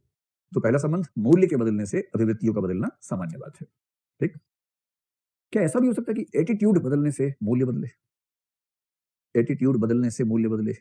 एटीट्यूड का मतलब किसी चीज के प्रति आप कुछ करते हैं, और हो सकता है, जैसे बताएं, कोई एग्जांपल देके बताएं कि एटीट्यूड बदलने से कैसे होगा मूल्य बदलना। इसका एग्जांपल ये हो सकता है कि आपके मूल्य के विरुद्ध कोई चीज है, और आपको किसी ने कहा कि कर लो यार, आपका मूल्य नहीं बदला। जैसे मैं शाकाहारी हूं, और मैं अपनी सामान्य स्थितियों में तो कभी मांस नहीं खाऊंगा, ये मेरी व्यक्तिगत समझ है। मेरे कुछ दोस्त कहते भी हैं कि यार एक ही जीवन मिला था, निरर्थक कर दिया, मुर्गा नहीं खाया, क्या जीवन जिया तुमने यार। तो मुझे लगता है कि ठीक है, चल रहा है, ऐसी कोई दिक्कत है नहीं, उसके बिना भी मुर्गा रहित जीवन भी पर्याप्त है, मुझे ऐसी कोई दिक्कत लग नहीं रही है। मान लीजिए कोई मेरे जैसा व्यक्ति किसी खास सिचुएशन में फंस जाए जहां शाकाहार का ऑप्शन ना हो, और वो मजबूरी में नाक बंद करके और खाए मांस, बड़ी मुश्किल से खाए किसी तरह से, और जैसे ही मांस अंदर गया उतना बाहर निकल गया उसी समय। 2-3 एफर्ट्स के बाद जाके ठीक से सेट हुआ। और बाकी दोस्त पूछे, हाँ भाई कैसा लग रहा है? यार बस पूछो मत, जिंदा रहने के लिए मजबूरी है, क्या करें। और मजबूरी ऐसी कि अगले 10 दिन तक यही खाना है, कोई चारा है नहीं। सेकंड डे खाया, थर्ड डे खाया, फोर्थ डे पहली बार लगा है तो बढ़िया वैसे। मूल्य वही है, मूल्य वही है, अभी मूल्य नहीं बदला है, मूल्य है शाकाहार के पक्ष में। अनुभव ऐसे हुए कि आपको हल्का सा रुझान बदल रहा है, जिस चीज से नफरत थी उस चीज के प्रति थोड़ा सा लगाव महसूस होने लगा है, पर मूल्य वही है अभी भी। आप खाते हुए भी कोस रहे हैं कि क्यों ऐसा करना पड़ रहा है मुझे, बस 10 दिन की मजबूरी है, उसके बाद देख लूंगा, फिर नहीं खाऊंगा। 7वें दिन तो अजीब हालत है, आप सुबह उठ के पूछ रहे हैं कि आज नहीं मिलेगा क्या? अभी तक मजबूरी में चल रहा था, अब आप पूछ रहे हैं। और 9वें दिन घोषणा हुई कि अब आप चिंता ना करें, भारत सरकार का हेलीकॉप्टर आ गया है, कल से अब आप शाकाहारी भोजन कर सकेंगे। और आपको सुन के सदमा सा लगा, खुशी हुई नहीं आपको, अजीब सी बात है। फिल्मों में होता है ना कि लड़की अपनी शादी के लिए जा रही है, रास्ते में लड़का मिल गया, दोस्ती हो गई, जब भी मेट हो गया, और बाद में फिर वो भाग के आ गई, उसका मन था ही बेचारी का या बेचारे का। ठीक वैसी सिचुएशन है। और 10 दिन के बाद जब ये आया, अब इसका एटीट्यूड नॉनवेज को लेकर पॉजिटिव हो गया, जो नेगेटिव था। अब ये क्या करेगा, ऐसे लोगों की संगत में ज्यादा रहेगा जो मुर्गाखोर हैं, बकराखोर हैं, ऊंटखोर हैं, गधाखोर हैं, गोताखोर नहीं, ये सब हैं। इनकी संगति में रहेगा तो इसको ऐसे तर्क मिलेंगे बहुत सारे, जो तर्क साबित करेंगे कि नॉनवेज बड़ा शुभ होता है। और हो सकता है कि 1 आध साल होते होते उसका वैल्यू सिस्टम ही चेंज हो जाए, और वो ये मान ले वैल्यू के स्तर पर कि प्राकृतिक संतुलन बनाए रखने के लिए, इकोसिस्टम का संतुलन बनाए रखने के लिए मुझे मुर्गा खाना पड़ेगा। यदा यदा हि धर्मस्य ग्लानिर्भवति भारत। अगर मैं मुर्गा नहीं खाऊंगा तो इकोसिस्टम का बैलेंस कैसे बनेगा? मांसाहारियों का सबसे मासूम तर्क ये होता है, इकोसिस्टम का बैलेंस। और मजे की बात है कि जो मुर्गा खाते हैं वो नेचुरली पैदा नहीं होता, पैदा किए जाते हैं मुर्गे खाने के लिए। इकोसिस्टम का बैलेंस होता तो उनको पोल्ट्री फॉर्म में पैदा नहीं करवा रहे होते, वो नॉर्मली पैदा हो रहे होते। जबरदस्ती जनसंख्या उनकी बढ़ा के उनको खाना, और फिर कहना इकोसिस्टम का सवाल है, क्या करें। लेकिन अब क्योंकि इसको मजा आ रहा है, इसको ऐसे तर्क अच्छे लगेंगे अब, और इन्हीं तर्कों का सहारा लेके कहीं कहीं काम चला लेगा। क्या करें, इकोसिस्टम। शाकाहारी तो इकोसिस्टम के खिलाफ काम कर रहे हैं, सारी घास खा जाते हैं, गाय भी भूखी रह जाती है, इसलिए शाकाहारी गाय के शत्रु हैं, ऐसे तर्क देगा। तो क्या मैं ये कह सकता हूँ कि रेयर कंडीशंस में एटीट्यूड के चेंज से वैल्यू चेंज का रास्ता बन सकता है? हाँ या ना? ठीक है, तो रेयर कंडीशंस में लिखिए कभी कभी। कभी कभी सुनते आपके मन में आता होगा ना, मेरे दिल में ख्याल आता है, हाँ, लेकिन कभी कभी कॉपी पे भी आना चाहिए ख्याल, उसको नोट कर लीजिए। तो पहली बात तो स्पष्ट हो गई कि एटीट्यूड और वैल्यूज में संबंध है कि वैल्यूज चेंज होने से एटीट्यूड का चेंज होना सामान्य बात है। एटीट्यूड के चेंज होने से वैल्यू का चेंज होना रेयर किंतु संभव बात है। स्पष्ट। अब दूसरा देखिए रिलेशन जो आगे विस्तार में आने वाला है। इस टॉपिक में एक बहुत महत्वपूर्ण टॉपिक है एटीट्यूड बिहेवियर लिंक। एटीट्यूड और बिहेवियर का लिंक एक बहुत महत्वपूर्ण विषय है इस टॉपिक का। इसका सार मैंने कल आपको समझा दिया था। जो ला पियरे नाम के एक मनोवैज्ञानिक ने 2 साल की रिसर्च के बाद निष्कर्ष निकाला। 1933-34 की बात है, जब डिप्रेशन चल रहा था अमेरिका में ही रिसर्च की उस आदमी ने, और तब 2 साल की रिसर्च के बाद निष्कर्ष निकाला कि एटीट्यूड अनिवार्यतः बिहेवियर में व्यक्त होगा, ऐसा नहीं है। उसके पहले एक प्रसिद्ध मनोवैज्ञानिक है सोशल साइकोलॉजी में, ऑलपोर्ट, आपने नाम सुना होगा, ALLPORT। क्राउड साइकोलॉजी में उसका बड़ा अच्छा काम है और वैसे भी सोशल साइकोलॉजी में अच्छा काम है। उसने दावा किया था 1920 के दशक में कि इस प्रश्न पर विचार करना ही हास्यास्पद है, इसमें क्या कहने की बात है, व्यक्ति का जैसा एटीट्यूड होगा वैसा बिहेवियर होगा, इसमें क्या कहना है। और ला पियरे ने साबित कर दिया कि यह झूठ बात है, ऐसा नहीं है। और ला पियरे की पूरी बात का सार ये है, कहीं कहीं इसको लेपियर कह देते हैं, कहीं कहीं ला पियरे कहते हैं, LAPIERRE है, तो ला पियरे ज्यादा ठीक नाम है। उसने साबित किया, निष्कर्ष निकाला कि यदि स्थितियां सामान्य हैं तो एटीट्यूड बिहेवियर में व्यक्त होगा, किंतु यदि जरा भी दबाव है, जरा भी लालच है, और एक चीज और हो सकती है, अगर वो बीच में आ गई तो एटीट्यूड बिहेवियर में व्यक्त नहीं होगा। लालच समझ में आता है, सीधी सी बात है। आईएएस का इंटरव्यू चल रहा है, मेंबर से कुछ सवाल पूछा, आपको आईएएस बनना है, नंबर लेने हैं, लालच दिमाग में है, आपका मन कर रहा है कि सच बोल दूं, पर सच बोलेंगे तो नुकसान हो जाएगा, तो उस लालच की वजह से आप क्या बोलेंगे, झूठ बोल देंगे। जैसे पूछेंगे कि हम कैसे मान लें कि आप आईएएस बन के करप्ट नहीं होंगे, अब इसमें बचपन से आज तक नहीं हुआ हूं, मैंने खिलौने भी नहीं चुराए बचपन में, कंचे तक नहीं चुराए, आप कैसी बात कर रहे हैं। तो वो कहेंगे वाह, बस इसी बच्चे की तलाश थी, बस कल की अवतार आ जाए हमारे पास। तो आप ऐसा बोल देंगे ताकि उनको इंप्रेस कर सके, और इंप्रेस कर देंगे तो आईएएस बन जाएंगे। लालच है। भय भी हो सकता है, किसी ने आपसे कुछ पूछा, आपका मन कर रहा है बोल दें। आपके ही किसी अच्छे दोस्त ने, बीएफ ने, जीएफ ने पूछा मैं कैसा लग रहा हूँ, आपके मन में आ रहा है कि इससे खराब लग नहीं सकता कोई आंसर। उस विशेष दिन किसी वजह से आपके मन में भाव आया कि इससे खराब कैसे लग सकता है, पर आपको पता है कि यदि आपने ऐसा बोल दिया, उसके बाद अगला 1 सप्ताह आपके हाथ से निकल जाएगा, इतने लतियाए जाएंगे उसके बाद, तो आप सीने पर पत्थर रख के बोलेंगे अरे सुभान अल्लाह, क्या बात है, ईश्वर ने एक ही बनाया है तुमको, कहां तुम्हारी बराबरी कोई कर पाएगा। आपको पता है कि आप सरासर झूठ बोल रहे हैं, सरेआम झूठ बोल रहे हैं, लेकिन ये आत्मरक्षा में किया गया प्रयास मात्र है, सेल्फ डिफेंस में ऐसा करना पड़ता है। यहाँ क्या है, भय है। लालच में झूठ बोला, भय में झूठ बोला, सामान्य बात है। सिचुएशन नंबर 3 सोच के देखिए। सिचुएशन नंबर 3 ये है कि एक्स और वाई 2 व्यक्ति हैं, जानी दुश्मन है। इन दोनों के जीवन का एक ही उद्देश्य है, दूसरे को दुनिया से उठाना। एक्स की कसम है कि बस वाई को मार दूं, उसके बाद मुझे कुछ नहीं चाहिए जीवन में, और वाई की यही कसम एक्स के बारे में। और एक दिन ढूंढते ढूंढते बाई चांस दोनों जंगल में आमने सामने आ रहे, ठीक, और एक्स और वाई में गुत्थम गुत्था हुई, खूब जम के, चाकू कुल्हाड़ी मुक्का झापड़ सब चला। अंत में वाई जमीन पे औंधा लेटा हुआ है। ये तो वैसे देख के भी लेटा हुआ लग रहा है भाई, तो वैसे भी और लंबा करो लेटा हुआ दिखेगा। अब ये भाई जमीन पे औंधा लेटा हुआ है, निहत्था एकदम, उसके हाथ में कुछ नहीं है, और एक्स के हाथ में कुल्हाड़ी है, ठीक। इसके जीवन का उद्देश्य देखते हुए अगले 1 सेकंड में ऐसी गर्दन अलग हो जानी स्वाभाविक बात है। इतने में वाई के मुंह से एक आवाज निकली कि तुम्हारी मम्मी ने कहा था कि हमारे खानदान के लोग निहत्थों पर वार नहीं करते, बाकी ठीक है मार लो कोई बात नहीं, ऐसे फैल गया, मार लो कोई बात नहीं। अब क्या हुआ, एक्स के दिमाग में आ गया वैल्यू, मूल्य। एक्स कुल रीत सदा चली आई, मतलब एक्स के कुल की बात हुई ना, तो रघुकुल रीत बोलो, एक्स कुल बोलो, एक ही बात है। रघुकुल रीत सदा चली आई। छोटे बच्चे बोलते हैं कि एक बस स्टॉप पे बस आई, उसमें प्राण बैठ के चला गया, अमिताभ बच्चन वहीं रुक गया, क्यों। फिर दूसरा बच्चा बोलता कैसे कैसे बताओ, फिर पहला बच्चा बोलता प्राण जाई पर बचन ना जाई। तो छोटे बच्चों का बहुत प्रसिद्ध जोक है, मेरे पास एक है, इसलिए मैं जानता हूँ, उसके जोक सुनता रहता हूँ, तो ऐसे जोक बच्चे करते हैं, बड़े खुश होते हैं, प्राण जाई पर बचन ना जाई। और फिर इस भाव से देखते हैं कि इसे ये भी नहीं पता, बताओ कि प्राण चला गया बस में, बच्चन नहीं गया अमिताभ बच्चन, इसीलिए तो कहावत बनी थी रघुकुल में। तो खैर वाई लेटा हुआ है, एक्स के हाथ में कुल्हाड़ी है, पुलिस आसपास नहीं है, ना अरविंद केजरीवाल की सरकार के सीसीटीवी लगा हुआ हर तरफ, कोई प्रमाण नहीं रहेगा, काटने का सही मौका है, जीवन का यही उद्देश्य था। बस उसने बोल दिया कि तुम्हारी मम्मी ने कहा था कि हमारे खानदान के निहत्थों पर वार नहीं करते। इसको अपनी माँ याद आ गई, 4 आंसू निकले आंखों से, क्योंकि माँ है नहीं अब तो आंसू निकले। इससे कुल्हाड़ी दूर फेंकी, इसने कहा अरे यार आओ उठो, हाथ देके उठाया, कहा चलो आगे से ध्यान रखना, कोई बात भूल चूक लेने देनी, आगे से ध्यान रखना। अब क्या हुआ, एटीट्यूड है इसको मारने का, व्यवहार होने ही वाला है, सारी स्थिति अनुकूल है, ना भय है ना लालच है, बीच में आ गया मूल्य। और इसका मतलब मूल्य वो तीसरी शक्ति है जो एटीट्यूड और बिहेवियर के लिंक को कमजोर कर सकती है। क्या मैं आपको समझा पाया। तो मूल्य का संबंध मैं समझा रहा था एटीट्यूड से, तो मैं कहना चाह रहा हूं कि एटीट्यूड और बिहेवियर के लिंक को मूल्य बीच में आके कमजोर कर सकता है। तीसरा संबंध इनके बीच में ये बनेगा। अब इस वर्ग में जो अंतिम प्रश्न बनता है वो है एटीट्यूड और एप्टीट्यूड, इन दोनों में क्या संबंध है। ये छोटी छोटी सी कुछ बातें हैं। अब आइए एटीट्यूड और एप्टीट्यूड। एटीट्यूड को आप जानते हैं क्या होता है, एप्टीट्यूड क्या होता है, हिंदी में क्या बोलते हैं, प्रतिभा। बस बस बस बस।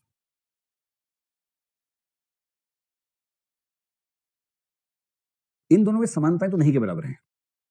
समानताएं सिर्फ ये है कि इन दोनों से व्यक्ति के जीवन की सफलताएं लगभग तय हो जाती हैं। तो व्यक्ति जीवन में क्या करेगा, व्यक्ति जीवन में कितना सफल होगा, ये आमतौर पर उसकी एटीट्यूड और एप्टीट्यूड से तय होता है। सफलताओं की मात्रा या सफलता की संभावना या मात्रा प्रायः इन दोनों से ही तय होती है। ठीक है, देखो एप्टीट्यूड मोटा मोटा आप समझ लीजिए कि इंटेलिजेंस है या कुछ और प्रतिभाएं मिला के प्रतिभाएं हैं। अगर मैं आपसे कहूं कि एटीट्यूड में सकारात्मक नकारात्मक का भाव है, इसका मतलब ये हुआ जिस चीज के प्रति मेरी रुचि है उसके प्रति मेरा एटीट्यूड कैसा होगा, सकारात्मक होगा। ठीक है, तो मेरा पॉजिटिव एटीट्यूड उन चीजों में है जिनमें मेरी रुचि है, एक संबंध बनता है, आसान संबंध बनता है। तो इस प्रश्न को समझने के लिए एक तरफ रखिए बुद्धिमत्ता प्रतिभा, एक तरफ रखिए रुचि, उससे आपको एकदम कंसेप्ट समझ में आ जाएगा आसान भाषा में। यदि कोई आपसे पूछे कि इनमें अंतर क्या है, तो अंतर एक छोटा सा, बहुत जबरदस्ती अंतर बहुत सारे हैं, लेकिन मोटा मोटा एक दो अंतर, एक तरफ एटीट्यूड एक तरफ एप्टीट्यूड। पहले तो ये बताइए इनमें से कौन सी चीज ऐसी है जो हम सीखते हैं। एटीट्यूड सीखे जाते हैं। हालांकि आज हम ये भी पढ़ेंगे कि रिसर्च कह रही है कि बहुत सीमित मात्रा में एटीट्यूड जन्मजात हो सकते हैं, पर जनरली आपको यही कहना है, कल मैंने हिंट दिया था, विस्तार में समझेंगे। और आपको इस प्रश्न में हमेशा लिखना है आमतौर पर कि एटीट्यूड सीखे जाते हैं। एप्टीट्यूड बड़ी मात्रा में 100% नहीं, काफी हद तक जन्मजात होता है। इसका मतलब ये बिल्कुल नहीं है कि प्रतिभा अभ्यास से विकसित नहीं होती है, लेकिन ये इस पे मनोवैज्ञानिक सहमत है कि एक रेंज है हमारी, उस रेंज के अंदर ही अंदर उछल कूद मचा सकते हैं, उस रेंज के बियॉन्ड नहीं जा सकते, और वो रेंज हर व्यक्ति के बराबर नहीं है, उसमें अंतर है। मैंने कहा ना कि मैं क्रिएटिव होना चाहूँ, मैं कितना भी उछल कूद मचा लूँ, मैं वैसा हो ही नहीं पाऊंगा जो एक सुपर क्रिएटिव व्यक्ति बचपन से दिखा रहा क्रिएटिविटी, उसकी रेंज बहुत वाइड है, वो रेंज मेरे पास नहीं है। यही एप्टीट्यूड में होता है। अब ये बताएं कि एटीट्यूड का प्रभाव हमारे व्यवहार पे होता है कि नहीं होता है?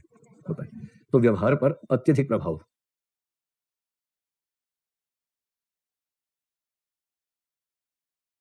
ठीक। एप्टीट्यूड का मतलब प्रतिभा, कि वह बहुत ही प्रतिभावान है, गणित तो यूं सीखता है, क्या इसका असर उसके व्यवहार से बनता है? व्यवहार से नहीं बनता है। तो व्यवहार से प्रायः संबंध नहीं है। तो सोशल रिलेशनशिप्स में एटीट्यूड की भूमिका होती है, एप्टीट्यूड की भूमिका नहीं होती है। ये हो सकता है कि एक लेवल के एप्टीट्यूड का व्यक्ति ये चाहता है कि उसी तरह के लोगों से मिलजुल के रहे, उस लेवल पर थोड़ा सा असर पड़ता है। जो मैंने कल कहा था ना कि किसी व्यक्ति की आईक्यू से उसके वोटिंग बिहेवियर का कुछ अनुमान लगाया जा सकता है, और आईक्यू और एप्टीट्यूड कुछ हद तक एक ही बात मान के चलिए, आगे चल के विस्तार में समझेंगे, तो वहां थोड़ा सा अंतर आएगा। मतलब आपका आईक्यू कितना है उससे आपके सामाजिक व्यवहार में अंतर आ जाएगा। इसे मैंने प्रायः लगाया है, लेकिन थोड़ा बहुत प्रभाव तो पड़ जाएगा, बहुत मात्रा में प्रभाव नहीं पड़ेगा। अब देखिए संबंध क्या बनता है, और इसके संबंध को समझने के लिए 4 कॉम्बिनेशन दिमाग में रखते हैं, क्या संबंध बनेगा। तो एटीट्यूड को दिमाग में रख लीजिए रुचि के सेंस में, क्योंकि एटीट्यूड में रुचि शामिल है। 4 स्थितियां हो सकती हैं, ये हो गया एटीट्यूड, ये हुआ एप्टीट्यूड। इतना सुन के एटी एप्टी एटी एप्टी दिमाग बैठ तो नहीं गया है, साथ साथ चल रहा है ना। चलो लास्ट है, बस इससे बात नहीं आएगा, हिंदी में कर लेते हैं। अभिवृत्ति, अभिरुचि, लो इसमें भी अभी अभी हो गए 2 बार। चलो आतंकी भाषा के बजाय चुपचाप लिखो प्रतिभा। परीक्षा में वही लिख के आना जो प्रश्न पत्र में लिखा हो, यहां समझने के लिए। और अभिवृत्ति में एक पक्ष निहित है रुचि वाला, तो मैं यहाँ पर रुचि भी लिख देता हूँ। कल कोई आपसे यही पूछ ले कि भाई रुचि और प्रतिभा में संबंध बताओ, तो ये मत लिखना कि दोनों अच्छी सहेलियां हैं, वहां ये वाला संबंध बता के आना है, ठीक है। इस तरह से बता के आना है। चलिए 4 स्थितियां हो सकती हैं। मैंने कहा कोई भी 2 चीजें 4 स्थितियां हो सकती हैं, ये भी है वो भी है, ये नहीं है वो नहीं है ये है, ना ये है ना वो है, बस। इसको दर्शन में बोलते हैं बुद्धि की 4 कोटियां होती हैं, अस्ति नास्ति उभय अनुभय। है नहीं है और नहीं है, न तो है और न ही नहीं है, इस तरह से। क्योंकि हमारा दिमाग 5वें तरीके से सोच ही नहीं सकता, ये हमारी बुद्धि की लिमिटेशन है। इसलिए दर्शन में हमेशा कहते हैं कि बुद्धि के 4 ही ट्रैक्स हैं, और इन चारों ट्रैक से परे जब हो जाते हैं तब ईश्वर का एहसास होता है। जो नागार्जुन ने कहा चतुष्कोटि विनिर्मुक्त, 4 कोटि से मुक्त हो जाना है, तब समझ में आएगा कि अध्यात्म क्या है।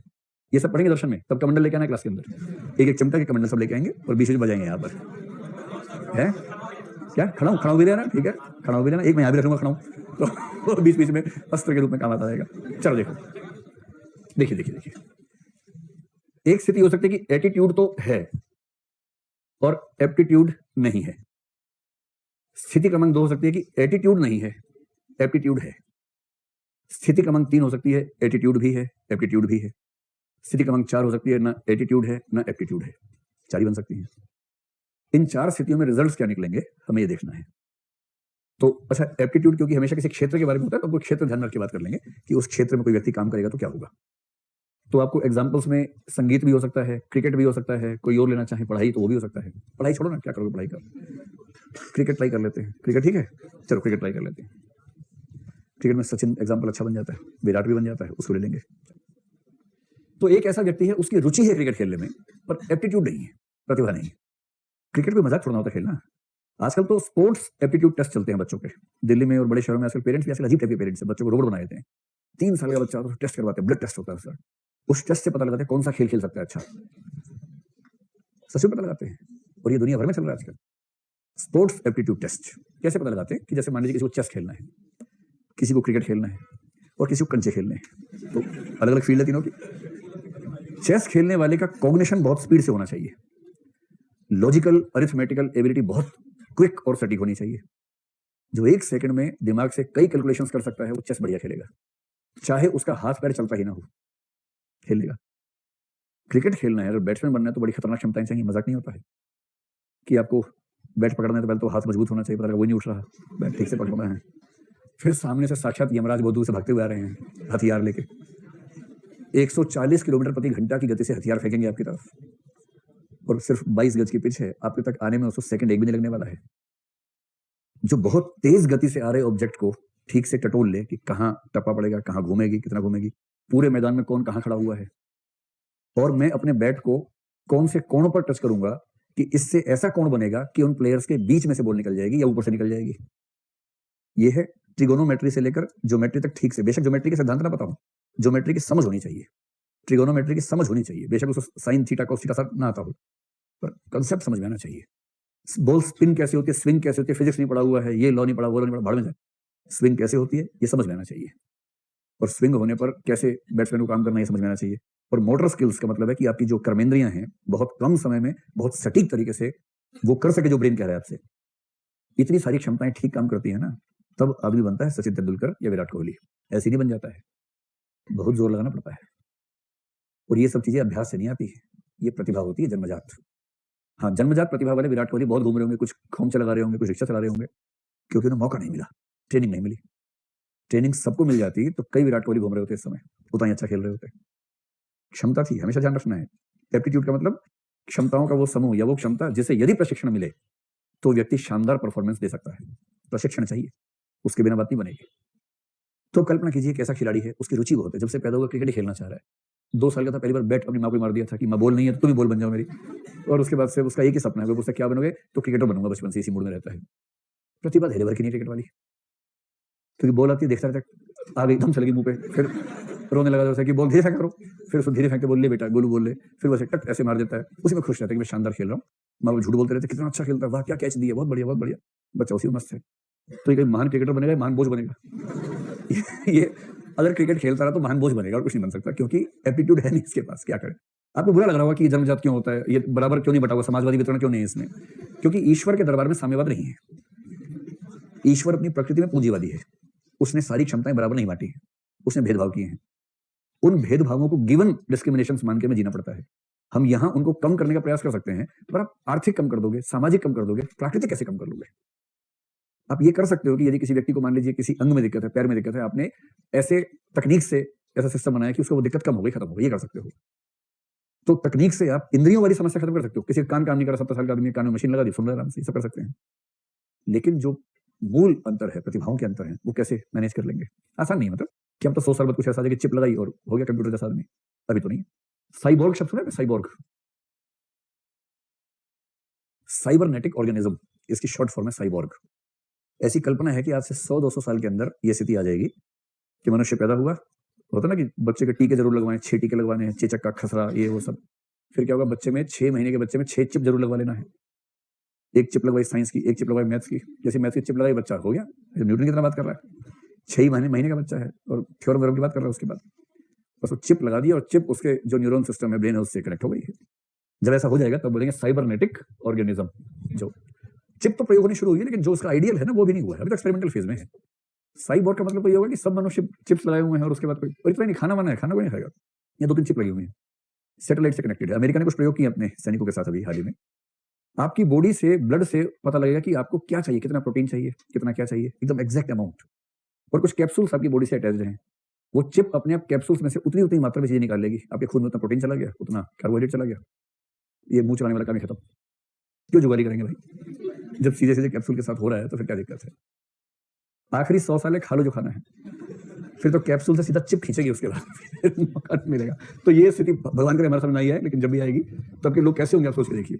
तो ये हो गया साइबॉर्ग। चलिए, पहली स्थिति अभिवृत्ति है, अभिरुचि नहीं है, तो ये बन गया बोझ।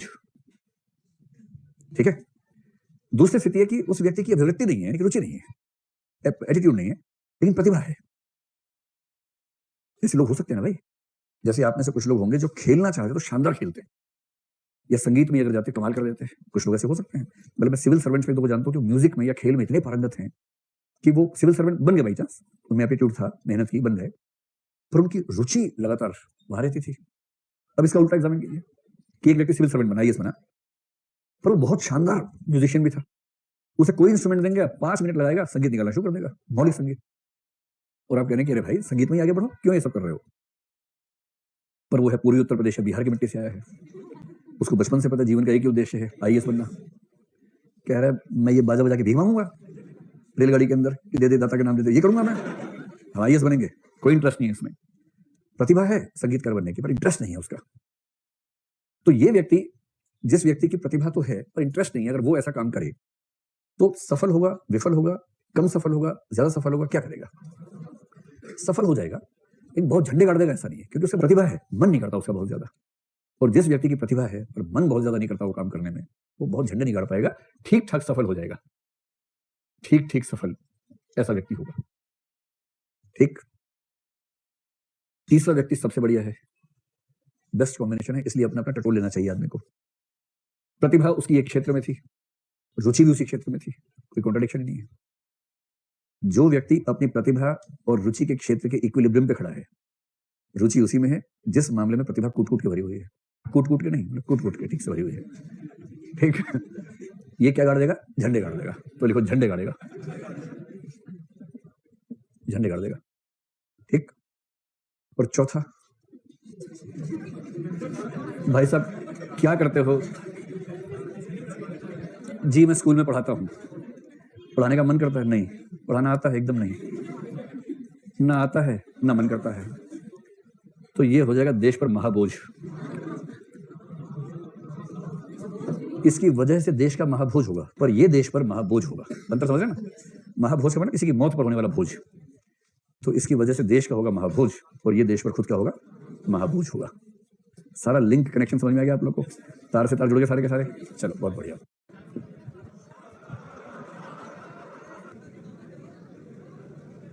अगला टॉपिक है अभिवृत्तियां कैसे बनती हैं, उनका फॉर्मेशन कैसे होता है, निर्माण कैसे होता है। चलिए देखिए, इसके लिए आपको नोट्स क्लास के बाद मिल जाएंगे, वो भी देख लीजिएगा। अभी थोड़ा समझ लेते हैं अभिवृत्तियां कैसे बनती है। कोई आपसे पूछे तो आप कहिए कि इसके 3 फैक्टर्स होते हैं, यानी किसी व्यक्ति के मन में किस तरह की अभिवृत्तियां होंगी, इसके फैक्टर्स कुल मिलाकर 3 हो सकते हैं।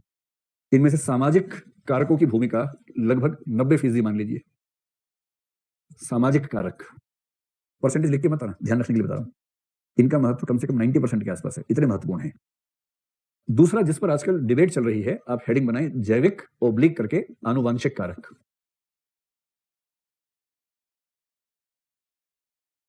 और तीसरा आप कह सकते हैं व्यक्तिगत कारक या व्यक्तित्व संबंधी कारक। तीन तरह के पक्ष हो सकते हैं। अब बेसिक सी बात यह है कि सब कुछ तो सोशल ही है, और सोशल कारक का सार कुल मिला के एक शब्द में क्या है? समाजीकरण की प्रक्रिया। लेकिन यहां हम उस शब्द को यूज नहीं करेंगे, लेकिन एक कंटेक्स्ट के तौर पर ध्यान रखें कि जो समाजीकरण की प्रक्रिया मूल्य बना रही थी, प्रतिमान बना रही थी, वही प्रक्रिया एटीट्यूड्स भी बनाती है। ठीक है, एक ही प्रक्रिया है सोशलाइजेशन, उस प्रक्रिया से कई रिजल्ट निकलते हैं, उनमें से एक रिजल्ट एटीट्यूड है, एक वैल्यू है, एक नॉर्म है, सब रिजल्ट उसी के हैं। पर सोशल साइकोलॉजी में हम सोशलाइजेशन शब्द का प्रयोग आमतौर पर नहीं करते, क्योंकि वो सोशियोलॉजी का शब्द है। यहां कुछ और शब्दों से वही बात कहने का प्रयास करते हैं। तो इसको तो हम समझेंगे बहुत विस्तार में, क्योंकि ये तो मेन तो यही है। पहले जो 2 गौण बातें उनको समझ के निपटाते हैं, फिर उस पर आते हैं। परीक्षा में जब लिखना होगा तो बेहतर है कि आप इस क्रम में लिखें, सामाजिक, फिर ये। और इस पर बहुत कम, लेकिन मैं एक अनुमान कर रहा हूं कि कभी ऐसा हो सकता है कि इससे पूरा प्रश्न आ जाए, तो आप विस्तार में लिखेंगे। इसलिए थोड़ा सा समझ लेते हैं क्या मसला है। पहली बात यह है कि 1980-82 से पहले या 1982 तक लगभग ऐसा मानते थे कि अभिवृत्तियों के निर्माण में जैविक या आनुवांशिक कारकों की भूमिका शून्य होती है। तो 1980 तक 0 कंट्रीब्यूशन इन कारकों का माना जाता था, और एक धारणा थी कि एटीट्यूड्स पूरी तरह से हमारे सोशलाइजेशन पर टिके हुए हैं, इससे बिल्कुल फर्क नहीं पड़ता कि हम बायोलॉजिकली कैसे हैं। धीरे धीरे चेंज होने लगा, और चेंज होने के बाद कुछ लोगों ने रिसर्च करके पाया कि नहीं, इसके पीछे कुछ जेनेटिक फैक्टर्स हो सकते हैं। और कुछ लोग ये भी कहते हैं कि जेनेटिक ही जरूरी नहीं है, हम बायोलॉजिकल फैक्टर्स को भी एक अलग से वर्ग बनाकर समझ सकते हैं। अगर कोई पूछे बायोलॉजिकल और जेनेटिक में क्या संबंध है, तो बड़ा गोला बायोलॉजिकल है, उसके अंदर एक गोला क्या हो जाएगा, जेनेटिक हो जाएगा। हर जेनेटिक कारक बायोलॉजिकल है, किंतु हर बायोलॉजिकल मसला जेनेटिक नहीं है। ठीक है, मतलब जो हम एक्वायर कर लेते हैं, जैसे इसको डेंगू हो गया, आप कहेंगे जेनेटिक डेंगू हो गया, इसको नहीं, जेनेटिक बायोलॉजिकल मसला है पर जेनेटिक नहीं है। और कैंसर अगर किसी को हुआ है तो इसकी संभावना ज्यादा है कि जेनेटिक कुछ मसला रहा हो, या अगर किसी को आर्थराइटिस हुआ है तो ज्यादा संभावना है, हार्ट की प्रॉब्लम है तो ज्यादा संभावना है कि कोई जेनेटिक एलिमेंट इसके पीछे रहा होगा। ठीक, जहां तक बायोलॉजिकल की बात है तो हम कह सकते हैं कि कुछ बहुत बेसिक चीजें, जैसे व्यक्ति की एज के अनुसार हो सकता है कि उसके एटीट्यूड्स में चेंज आ जाए, चेंज भी आएगा, बनेंगे भी एज के अनुसार। किसी छोटे बच्चे के एटीट्यूड्स में और किसी बूढ़े के एटीट्यूड्स में अंतर होगा या नहीं होगा, होगा। भाई इंटरेस्ट में अंतर है तो एटीट्यूड में भी अंतर है। जैसे मान लीजिए 60 साल का आदमी और 5 साल का उसका पोता, दो लोग एक साथ एक बिल्डिंग में घुसे, कहीं जा रहे हैं, सेकंड फ्लोर या थर्ड फ्लोर पे जाना है और ग्राउंड फ्लोर पे लिफ्ट दिख गई है। बच्चे का मन करेगा कि मैं सीढ़ी पे कूद कूद के जाऊं, उछल उछल के, एक के बाद तीसरी पे कूदूं, फिर 5वीं पे कूदूं, फिर 7वीं पे कूदूं। और 60 साल के दादाजी बोलेंगे बेटा मैं तो लिफ्ट में जाऊंगा, उसे सीढ़ी देखते ही तनाव हो जाएगा, और बच्चे को लिफ्ट देखते तनाव हो जाएगा कि बंद कर देंगे, इसके अंदर मजा ही नहीं आएगा। क्योंकि दोनों की उम्र का अंतर है, रसायनों का अंतर है, फिजिकल फिटनेस के लेवल्स का अंतर है। और इसका मतलब ये हुआ कि एज एक ऐसा फैक्टर हो सकता है जो हमारे एटीट्यूड्स को चेंज कर दे। कुछ कठोर चीज देख ली है, बच्चे का मन करे मैं खाऊंगा, दादाजी परेशान है कि दांत जो 2-4 बचे हैं उन्हें बचा लूं या खतरे में डालूं उनको, तो वो कहेंगे नहीं खराब चीज है, बच्चा बोलेगा अरे इसी में तो सार है और क्या है। तो एज एक फैक्टर हो सकता है। ठीक है, एक हेल्थ इश्यूज भी फैक्टर हो सकते हैं, हेल्थ इश्यूज भी हमारे लिए फैक्टर हो सकता है। जैसे एक चीज है ब्लड प्रेशर, बीपी, कुछ लोगों का बहुत ऊंचा रहता है, कुछ का बहुत नीचा रहता है, कुछ का नॉर्मल भी रहता है। अगर किसी का बीपी नॉर्मली हाई रहता होगा तो उसके एटीट्यूड्स में नकारात्मकता हावी रहती होगी या सकारात्मकता हावी रहती होगी, नकारात्मकता।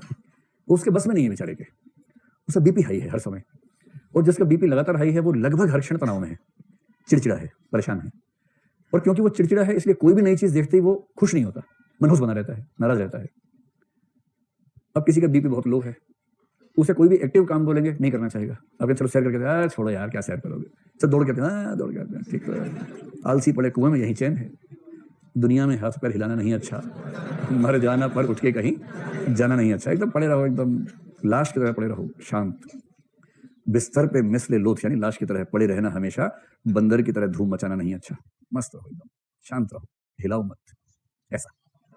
क्योंकि सुस्त आदमी है, उसका मन करता है कोई उसको हिलाएगा भी तो करता है अरे यार बिना बात के तो मैं थोड़ा सा मुझे ना मूवमेंट करवा दी और उससे मेरी जो स्थिर अवस्था थी उसमें थोड़ा सा विचलन आ गया। ठीक है, चलिए, तो क्या मैं ये कह सकता हूं कि बीपी जिसका हाई है उसमें नकारात्मकता ज्यादा होगी, ठीक है, और जिसका बीपी लो है उसमें निष्क्रियता ज्यादा होगी, ठीक है, और जिसका बीपी नॉर्मल है उसमें ज्यादा संभावना है कि वो चीजों को लेकर सहज रहेगा।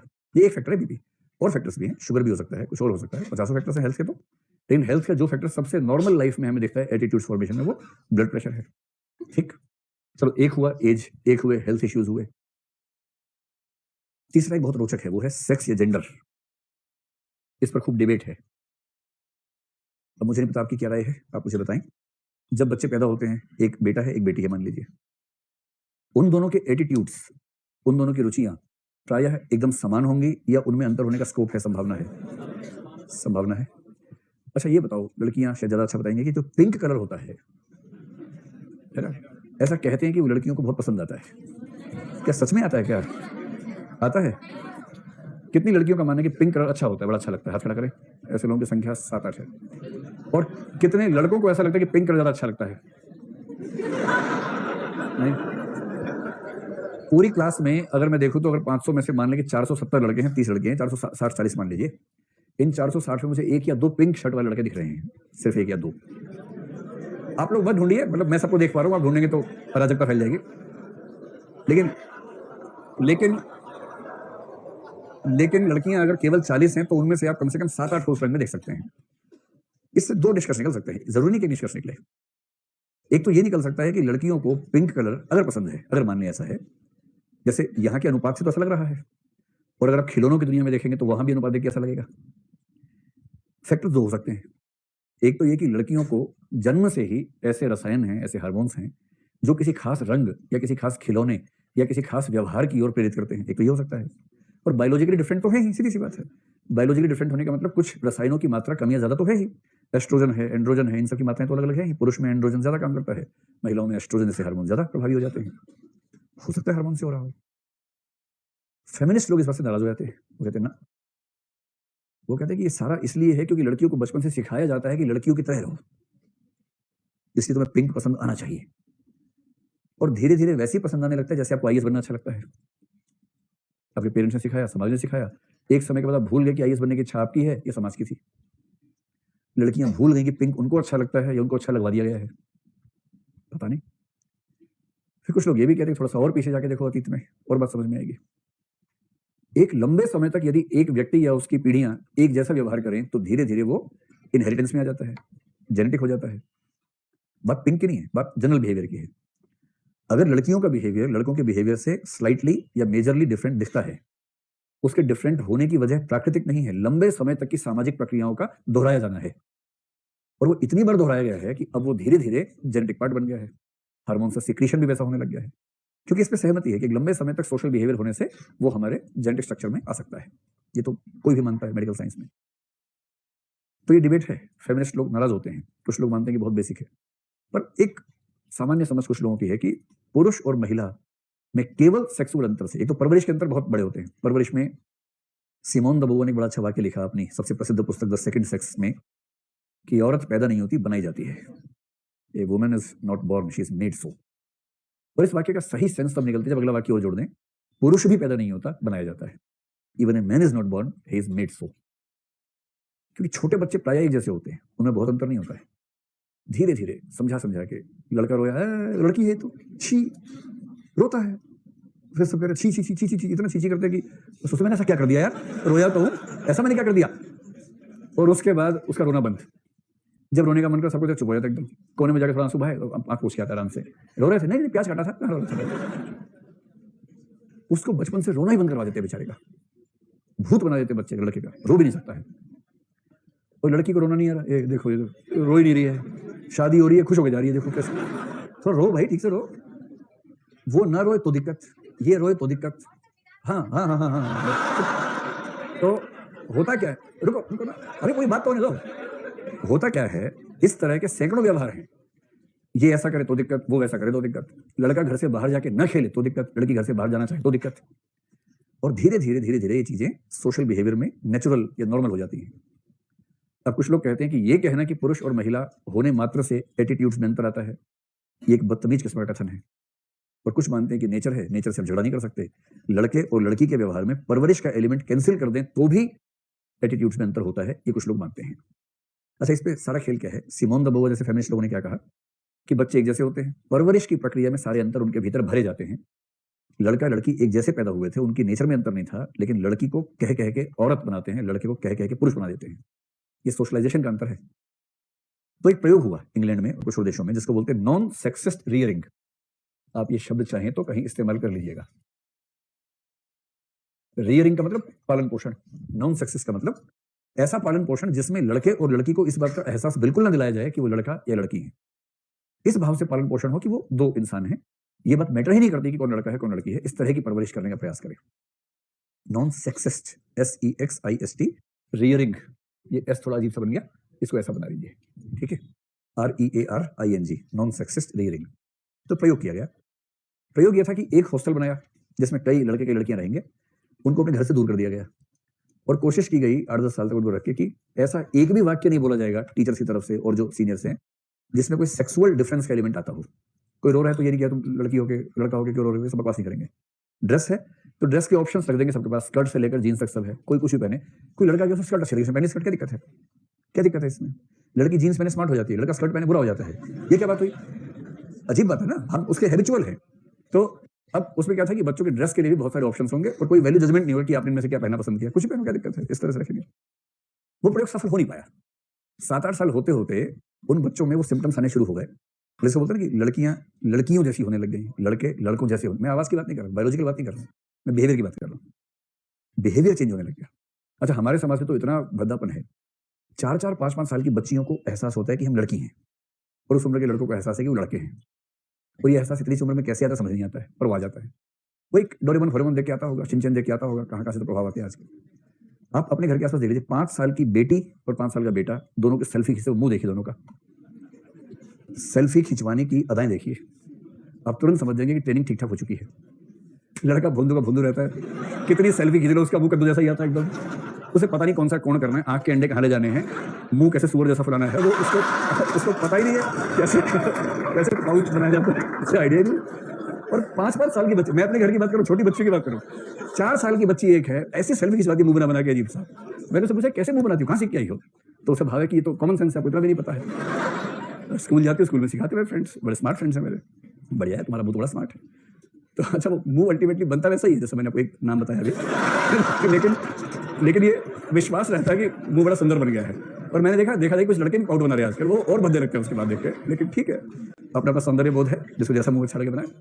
लेकिन मेरे लिए चिंता का मसला ये नहीं किसका मुंह कैसा लग रहा है, मेरी चिंता का मसला ये है कि 3-4 साल की बच्ची को 3-4 साल के बच्चे की तुलना में पहले ये बोध हो रहा है, ये चिंता की बात है। अगर सच में ऐसा है, मैंने तो ऐसा ऑब्जर्व किया तो मैं उसकी बात कर रहा हूँ, हो सकता है मेरा ऑब्जर्वेशन बहुत सिलेक्टिव हो, गलत हो, थोड़ा ब्रॉड लेवल पे आप देख के तय कर लीजिए, लेकिन अगर ये है तो चिंता की बात है। तो बहरहाल मैं एक वाक्य बोल के बात खत्म कर रहा हूँ, प्रायः माना जाता है, ऐसी बात जब भी लिखे प्रायः लगा के बोलिए, प्रायः माना जाता है कि जेंडर के अनुसार भी व्यक्ति के मूड्स में, व्यक्ति के टेम्परामेंट में, व्यक्ति के एटीट्यूड्स में अंतर आ सकता है। तो लड़कों के व्यवहार में थोड़ी सी आक्रामकता का होना, मतलब समाज तो ये मानता है कि सहज बात है, और लड़कियों के व्यवहार में आप देखेंगे कि वो आक्रामकता कम होती है, नहीं के बराबर होती है। कुछ लोग मानते हैं कि ये बायोलॉजिकल है। बस मैं आपसे निवेदन करूं, जब भी ऐसा लिखे प्रायः माना जाता है, कुछ लोग मानते हैं, ऐसी राय है, इस भाषा में लिखें, निष्कर्ष के रूप में ना लिखें। इस पर खूब डिबेट्स हैं, अब तक कोई निष्कर्ष निकला नहीं है। एक बात स्पष्ट हो गई।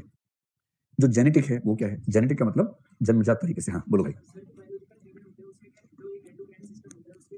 हाँ डिबेट है, हाँ हो सकता है, डिबेट तो है। वही केमिकल लोचा ही तो सर, और है क्या? सारे केमिकल लोचा है, और क्या अंतर है? देखो भाई, एक हार्मोन होता है टेस्टोस्टेरोन, नहीं टेस्टोस्टेरोन नहीं होता है, उसे स्पेलिंग में टेस्टोस्टेरोन होता है, स्पेलिंग पे गौर कीजिए, टेस्टोस्टेरोन होता है। ये हार्मोन जितना ज्यादा है, कहते हैं पुरुषत्व उतना ही ज्यादा है, तो लड़कों में इस हार्मोन की मात्रा ज्यादा होती है। इस हार्मोन का एक आउटपुट है मूंछ दाढ़ी, इसी का दूसरा आउटपुट है आक्रामकता, उत्तेजना, दोनों इस हार्मोन की पैदाइश है। तो जो हार्मोन पुरुषों को मूंछ दाढ़ी दे रहा है, यौन उत्तेजनाएं दे रहा है, वो एक ही हार्मोन है। और अगर आपने कभी ऐसा देखा हो, कभी कभी देखें किसी लड़की को या महिला को हल्की सी मूंछ दाढ़ी आने लगती है, हंसने की बात नहीं है, ये एक मेडिकल इशू है, और इसका एक ही मतलब है, टेस्टोस्टेरोन जो महिलाओं में होता है उसकी तुलना में ज्यादा हो गया है। फिर हार्मोनल थेरेपी होती है उनकी, उस हार्मोन की जो बॉडी में सिक्रीशन है वो कम करते हैं, और जब वो कम हो जाता है तो अब हम कहेंगे ठीक हो जाता है, ठीक क्या हो जाता है, ठीक तो वैसे भी थी, पर हमारा आइडियल फ्रेमवर्क कहता है कि ऐसा नहीं होना चाहिए, इसलिए हमें लगे वो ठीक नहीं है, ठीक तो वैसे भी थी, पर हमें लगता है कि नहीं, महिला होने का मतलब है कि ऐसा डिस्टोर्शन ना हो, डिस्टोर्शन मतलब डिफरेंस ना हो, डेविएशन ना हो, थेरेपी करते हैं। सिंपल सी बात है, केमिकल लोचा है एक, और 35, 40, 45 के बाद धीरे धीरे ये लेवल कम होने लगता है। जैसे जैसे ये लेवल कम होता है, वैसे वैसे दुनिया के हर पुरुष को एक उम्र के बाद धीमी गति से गंजा होना ही होना है, महिलाएं नहीं होंगी, क्योंकि पुरुष के टेस्टोस्टेरोन के कम होने के लेवल से लिंक्ड है उसे गंजा होना, महिलाओं की बॉडी स्ट्रक्चर में ये लिंक नहीं है। इसलिए ये अब बायोलॉजिकल है तो है, इसमें क्या कर सकते हैं, पुरुष और महिला की बायोलॉजी में अंतर है तो है। इसलिए मैं आपसे कह रहा हूं कि अगर आप ये समझ जाएं कि जेंडर का भी एक लिंक बन सकता है एटीट्यूड से, ये हार्मोन अगर उत्तेजना पैदा हो रही है पुरुष में ज्यादा हार्मोन से, तो पुरुषों का आक्रामक होना, ऐसा क्यों दिखता है कि दुनिया में छेड़खानी के मामलों में 99% मामलों में लड़का ही लड़की को परेशान कर रहा है। एक आदमी तो लड़कियां आजकल बराबरी दे रही हैं, टक्कर दे रही हैं, लेकिन उस एक आध मामले को छोड़ दें तो 99 मामलों में लड़का ही क्यों परेशान कर रहा है। इसके सोशल फैक्टर्स भी हैं, समाज की बदतमीजियां भी हैं कि समाज ने उसको ठीक संस्कार नहीं दिया, समझाया नहीं, वो पक्ष भी है, लेकिन इसका एक पक्ष बायोलॉजिकल भी है, हार्मोनल भी है। उसका हार्मोन उस नेचर का जो उत्तेजना पैदा करता है, स्त्री जिन हार्मोन्स से उसका सारा प्रेम भाव बना है उसमें इनिशियल उत्तेजना की भूमिका नहीं होती है। तो देखिए ये बहुत डिबेटेबल मसला है, इस पर कुछ भी कहते हुए घबराहट होती है कि क्या निष्कर्ष इससे कोई निकाल लेगा। तो जब भी आप लिखें प्रायः, और लिखना टेस्टोस्टेरोन हार्मोन, आमतौर पर लिखते वैसे टेस्टोस्टेरोन ही है हिंदी में, आप सीधे लिखिए। कुछ मनोवैज्ञानिक मानते हैं कि टेस्टोस्टेरोन हार्मोन की वजह से पुरुषों का व्यवहार प्रायः आक्रामक होता है, और महिलाओं में यह हार्मोन कम होने से उनका व्यवहार प्रायः विनम्र होता है। इसलिए क्या होगा, जैसे खेल है, क्रिकेट एक आक्रामक खेल है, उसमें बॉल को पीटना है बैट से, बेसिकली पिटाई है क्रिकेट, तो पिटाई वाले खेल पुरुषों को बहुत पसंद आएंगे, लड़कों को बंदूकें बहुत पसंद आती हैं, छोटे बच्चों को दिखता है कि बच्चियों को उतनी पसंद नहीं आती बंदूकें। अब ये निष्कर्ष वैलिड है या नहीं मुझे नहीं पता, लेकिन कुछ लोग मानते हैं वैलिड है। तो आप बस अमूल सी बात लिखिए, टेस्टोस्टेरोन हार्मोन की अधिकता से पुरुषों का आक्रामक कार्यों में ज्यादा रुचि लेना और महिलाओं का रुचि न लेना, कुछ मनोवैज्ञानिक मानते हैं कि ऐसा होता है। स्पष्ट होगी बात, किस भाषा में लिखना है? चल हाँ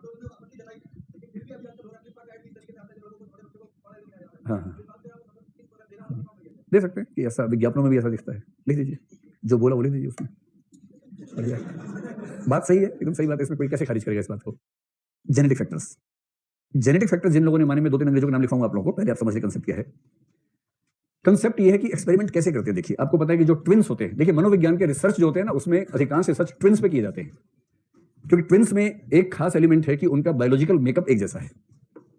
और ट्विन्स भी दोनों प्रकार के होते हैं, एक है आइडेंटिकल ट्विन्स, इसको हिंदी में क्या बोलेंगे, समरूपी जुड़वा, और दूसरे हैं अनआइडेंटिकल ट्विन्स। तो जो ट्विन्स होते हैं एक साथ पैदा होने वाले, और जब बच्चा जोड़े में होता है तो उस जोड़े पर अध्ययन किया जाता है, मतलब विज्ञान की भाषा में शायद मोनोजाइगोटिक और डाइजाइगोटिक कहते हैं ना। हाँ, तो जो मोनोजाइगोटिक ट्विन्स हैं, क्योंकि उनका बायोलॉजिकल मेकअप 100% समान है, वो आइडेंटिकल ट्विन्स हैं, यानी उनकी बायोलॉजी में 100% समानता है, और जो अनआइडेंटिकल है उनमें उतनी समानता नहीं, उसकी तुलना में कम समानता है। अगर ऐसा रिसर्च हो और उसे साबित हो कि आइडेंटिकल ट्विन्स के एटीट्यूड्स भी मिलते जुलते हैं, इससे क्या साबित होगा, इससे साबित होगा कि जेनेटिक रोल ठीक ठाक है। लेकिन कोई कह सकता है कि भाई आइडेंटिकल ट्विन्स से 2 भाई थे, 2 बहन थे, एक ही घर में पैदा हुए, एक ही माहौल में रहे, एक ही माहौल में रहने से उनके एटीट्यूड सेम हो गए, तो उसमें क्या खास बात है। तो एक्सपेरिमेंट करने वाले और आगे बढ़ते हैं, आइडेंटिकल ट्विन्स को अलग अलग घर में पालते हैं और विपरीत किस्म के माहौल में पालते हैं, एकदम विपरीत माहौल में। रिसर्च ये साबित करता है कि विपरीत माहौल में पालने के बावजूद उनके एटीट्यूड समान दिखे। तो पहली बात तो सामान्यतः इनके एटीट्यूड्स में एक शब्द समझते हैं, सहसंबंध, कोरिलेशन। सहसंबंध का मतलब 2 चीजों में आपस में, मतलब ये बढ़ेगा तो ये बढ़ेगा, ये कम होगा तो ये भी कम होगा, जब ऐसा संबंध बनता है इसको बोलते हैं कोरिलेशन। तो इनमें सामान्यतः उच्च सहसंबंध पाया गया, किन में, आइडेंटिकल ट्विन्स के एटीट्यूड्स में। समरूपी जुड़वा बच्चों की अभिवृत्तियों में उच्च सहसंबंध देखा गया, ये तो बेसिक रिसर्च है। और दूसरी बात है कि जब उन बच्चों को विपरीत माहौल में पाला गया या संयोग से विपरीत माहौल में पले हो, तो विपरीत माहौल में या विपरीत माहौल के बावजूद ये ऊंचा सहसंबंध, हाई कोरिलेशन बना ही रहा। उतना ऊंचा नहीं रहा, लेकिन ठीक ठाक ऊंचा उसके बाद भी रहा। और अगर ये मान लें कि ऐसा होता है, तो इसका मतलब हुआ कि एटीट्यूड्स के फॉर्मेशन में जेनेटिक्स का ठीक ठाक रोल हो सकता है। तो कोई निष्कर्ष और निकलेगा ही नहीं, फिर तो यही मानना पड़ेगा, चारा क्या हमारे पास उसके बाद। अब जिन अंग्रेजों ने ये रिसर्च की है, उनमें से एक का नाम है आर्वे, एक का नाम है केलर। तो जो पहली बात है सामान्यतः उच्च सहसंबंध, आप दो नाम लिखिए, आर्वे अगर अंग्रेजी में लिखना हो ARVEY, और एक है केलर, KELLER। आर्वे और केलर ने ये 1989 और 92 की 2 अलग अलग किताबें इन लोगों की है, उसमें इन्होंने माना, पहली बार माना गया कि जेनेटिक फैक्टर्स का रोल ज्यादा है। और जिसने ये कहा कि विपरीत माहौल में सहसंबंध कम नहीं होता है, वहां भी ठीक ठाक से सहसंबंध बना रहता है, उसका नाम है वॉलर। उसने 1990 में, और एक बूचर का नाम कराया था ना, उसी बूचर से काम चालू ना, उसने भी तो 1992 में बात कही है। तो विपरीत माहौल में 2 लोगों का नाम लिख लीजिए, एक है वॉलर, WALLER, वॉलर, और दूसरा है बूचर्ड, BOUCHARD। वॉलर और बूचर्ड ने यह निष्कर्ष निकाला कि विभिन्न परिस्थितियों में परवरिश होने के बाद भी उच्च सहसंबंध बना रहता है। ठीक, अब एक अंतिम बात और समझ लें कि ये जो जेनेटिक लेवल पे असर पड़ता है इन चीजों का, ये किस तरह का पड़ता है, इस पर अभी बहुत अच्छे निष्कर्ष निकले नहीं है। ये जो सोशल साइकोलॉजी अभी इस पर कोशिश कर रही है तथ्यों को जांचने की, अभी कोई बहुत ठोस निष्कर्ष नहीं है। जो 2-3 निष्कर्ष निकल सकते हैं वो मैं आपको बता रहा हूं। अभी तक के निष्कर्ष क्या है, कंक्लूजन सो फार, अभी तक का मनोविज्ञान रिसर्च करके कहां तक निष्कर्ष निकाल सका है वो क्या है। देखिए, बहुत स्पेसिफिक एटीट्यूड से फर्क नहीं पड़ता है। मतलब ऐसा नहीं होगा कि कोई बच्चा जेनेटिक डिफरेंस था इसलिए एक व्यक्ति कह रहा है कि मुझे त्रिभुज पसंद है, मुझे षटकोण पसंद है, ऐसा नहीं होता है। बहुत स्पेसिफिक नहीं होता है, बहुत बेसिक होता है। उसके लिए एक शब्द आता है गट लेवल प्रेफरेंसेस। गट लेवल प्रेफरेंसेस, गट शब्द का प्रयोग आपने 2 संदर्भ में सुना होगा। एक तो ये कि भाई में गट्स हैं, है ना, बहन में गट्स हैं, कुछ मानना पड़ेगा। क्या मतलब होता है इसका, ये हमारा दम है, दम है छोरे में या छोरी में, इसको बोलते हैं गट्स हैं। तो गट शब्द का प्रयोग तो साहस के सेंस में होता है। एक दूसरा प्रयोग आप करते होंगे कि मेरी गट फीलिंग कहती है, पता नहीं यार, लेकिन गट फीलिंग कह रही है कि ऐसा ही होगा। सुना है ऐसा? जब आप गट फीलिंग के सेंस में इसका इस्तेमाल करते हैं, वहां इंट्यूशन जैसा भाव आता है। एक तो साहस के सेंस में, दूसरा इंट्यूशन के सेंस में। इंट्यूशन का मतलब है कोई प्रमाण नहीं है पर ऐसा लग रहा है, और कई बार वो ठीक निकलती है बात, इसे बोलते हैं इंट्यूशन। इंट्यूशन आगे पढ़ेंगे हम क्या होती है इंट्यूशन।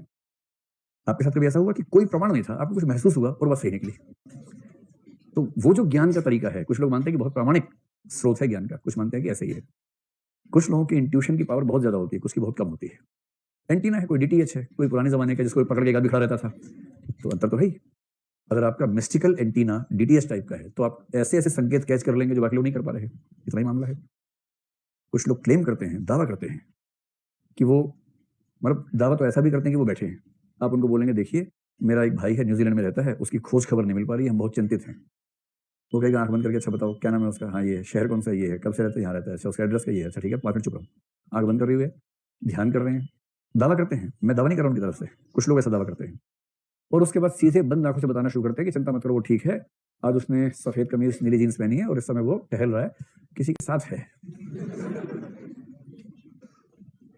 ऐसा दावा। और कुछ लोग कहते हैं कि दावे ठीक भी निकल जाते हैं। ध्यान रखना, तुम यहाँ बैठे हो, वहां घर पे चल रहा हो कार्यक्रम की बैठा है, अच्छा पढ़ता तो है लेकिन ठीक से नहीं पढ़ता है, कॉपी में लिख रहा है कि तो नोट्स नहीं बना रहा है, फोटो बना रहा है किसी की, सब पता लग जाएगा। ध्यान रखना, अगर कोई ऐसा व्यक्ति होगा ना तो वहां तक टटोल लेगा, बच नहीं पाओगे। तो ऐसा क्लेम है, और ये क्लेम वेस्टर्न फिलोसफी में भी है, इंडियन फिलोसफी में कई लोग क्लेम करते हैं, कहना बड़ा मुश्किल है, लेकिन इंट्यूशन उसके लिए शब्द है। और कुछ लोग मानते हैं कि इंट्यूशन से मिलने वाला ज्ञान कई बार इतना प्रामाणिक होता है कि नॉर्मल ज्ञान की तुलना में भी ज्यादा प्रामाणिक होता है। ऐसा कई लोग मानते हैं, एक व्यक्ति नहीं मानता। भारतीय दर्शन में तो लगभग 4 बार छोड़ के सब लोग उसकी बात करते हैं, इतना महत्व उसका है। गट लेवल प्रेफरेंस का मतलब यह है इंट्यूशन वाली सेंस से है। गट लेवल का मतलब जहां तथ्य नहीं है हमारे पास लेकिन कुछ है।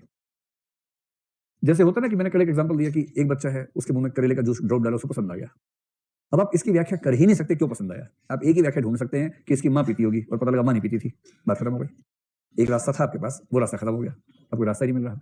भारत के लोग तो फिर भी इसकी व्याख्या सेकंड रास्ते से कर लेते हैं, पिछले जन्म में करेला बेचता था ये, तो भारत के लोग तो सेकंड ओपिनियन निकाल लेते हैं, लेकिन बाहर के लोग तो जन्म भी नहीं मानते, बार बार के तो एक ही जन्म मानते, तो उसकी व्याख्या कैसे करें। जहां कोई तर्क ना हो, तथ्य ना हो, प्रमाण ना हो, किंतु प्रेफरेंस है कोई ना कोई, ये होती गट लेवल। आपको संगीत किस तरह का पसंद है, कोई व्याख्या नहीं कर पाएंगे आप। कुछ लोग प्रेम के लिए कहते हैं कि जब दिल आया क पे तो ख क्या चीज है, चांस की बात है, आ गया तो आ गया। क और ख समझते हैं ना, जानते ही होंगे क्या कहना है। तो गट लेवल प्रेफरेंसेस, ठीक है। तो गट लेवल का मतलब समझ आ गया। तो जब भी जेनेटिक एटीट्यूड्स होंगे, बहुत बेसिक होंगे, स्पेसिफिक नहीं होते।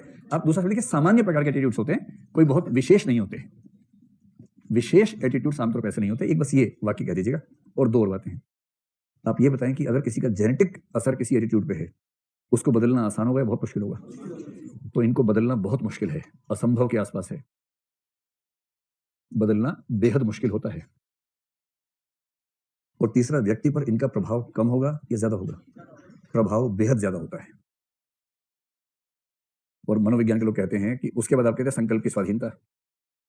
आपके जन्मजात एटीट्यूड्स आप पर इतना इंपैक्ट बनाए हुए हैं कि आपको पता भी नहीं कि कोई चीज क्यों पसंद आ रही है। आपको जो पसंद आ रहा है वो आप कर रहे हैं, पसंद आना आपके हाथ में है नहीं, और फिर आप कहते हैं कि मैं अपनी इच्छा से करता हूं।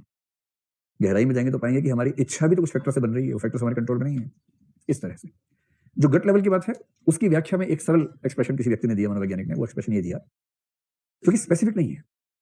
इसकी एक व्याख्या ये होती है कि दरअसल होता क्या है कि जब बच्चा पैदा होता है ना, बहुत सारे रसायन, बहुत सारे बॉडी सिस्टम्स मिलकर काम करते हैं।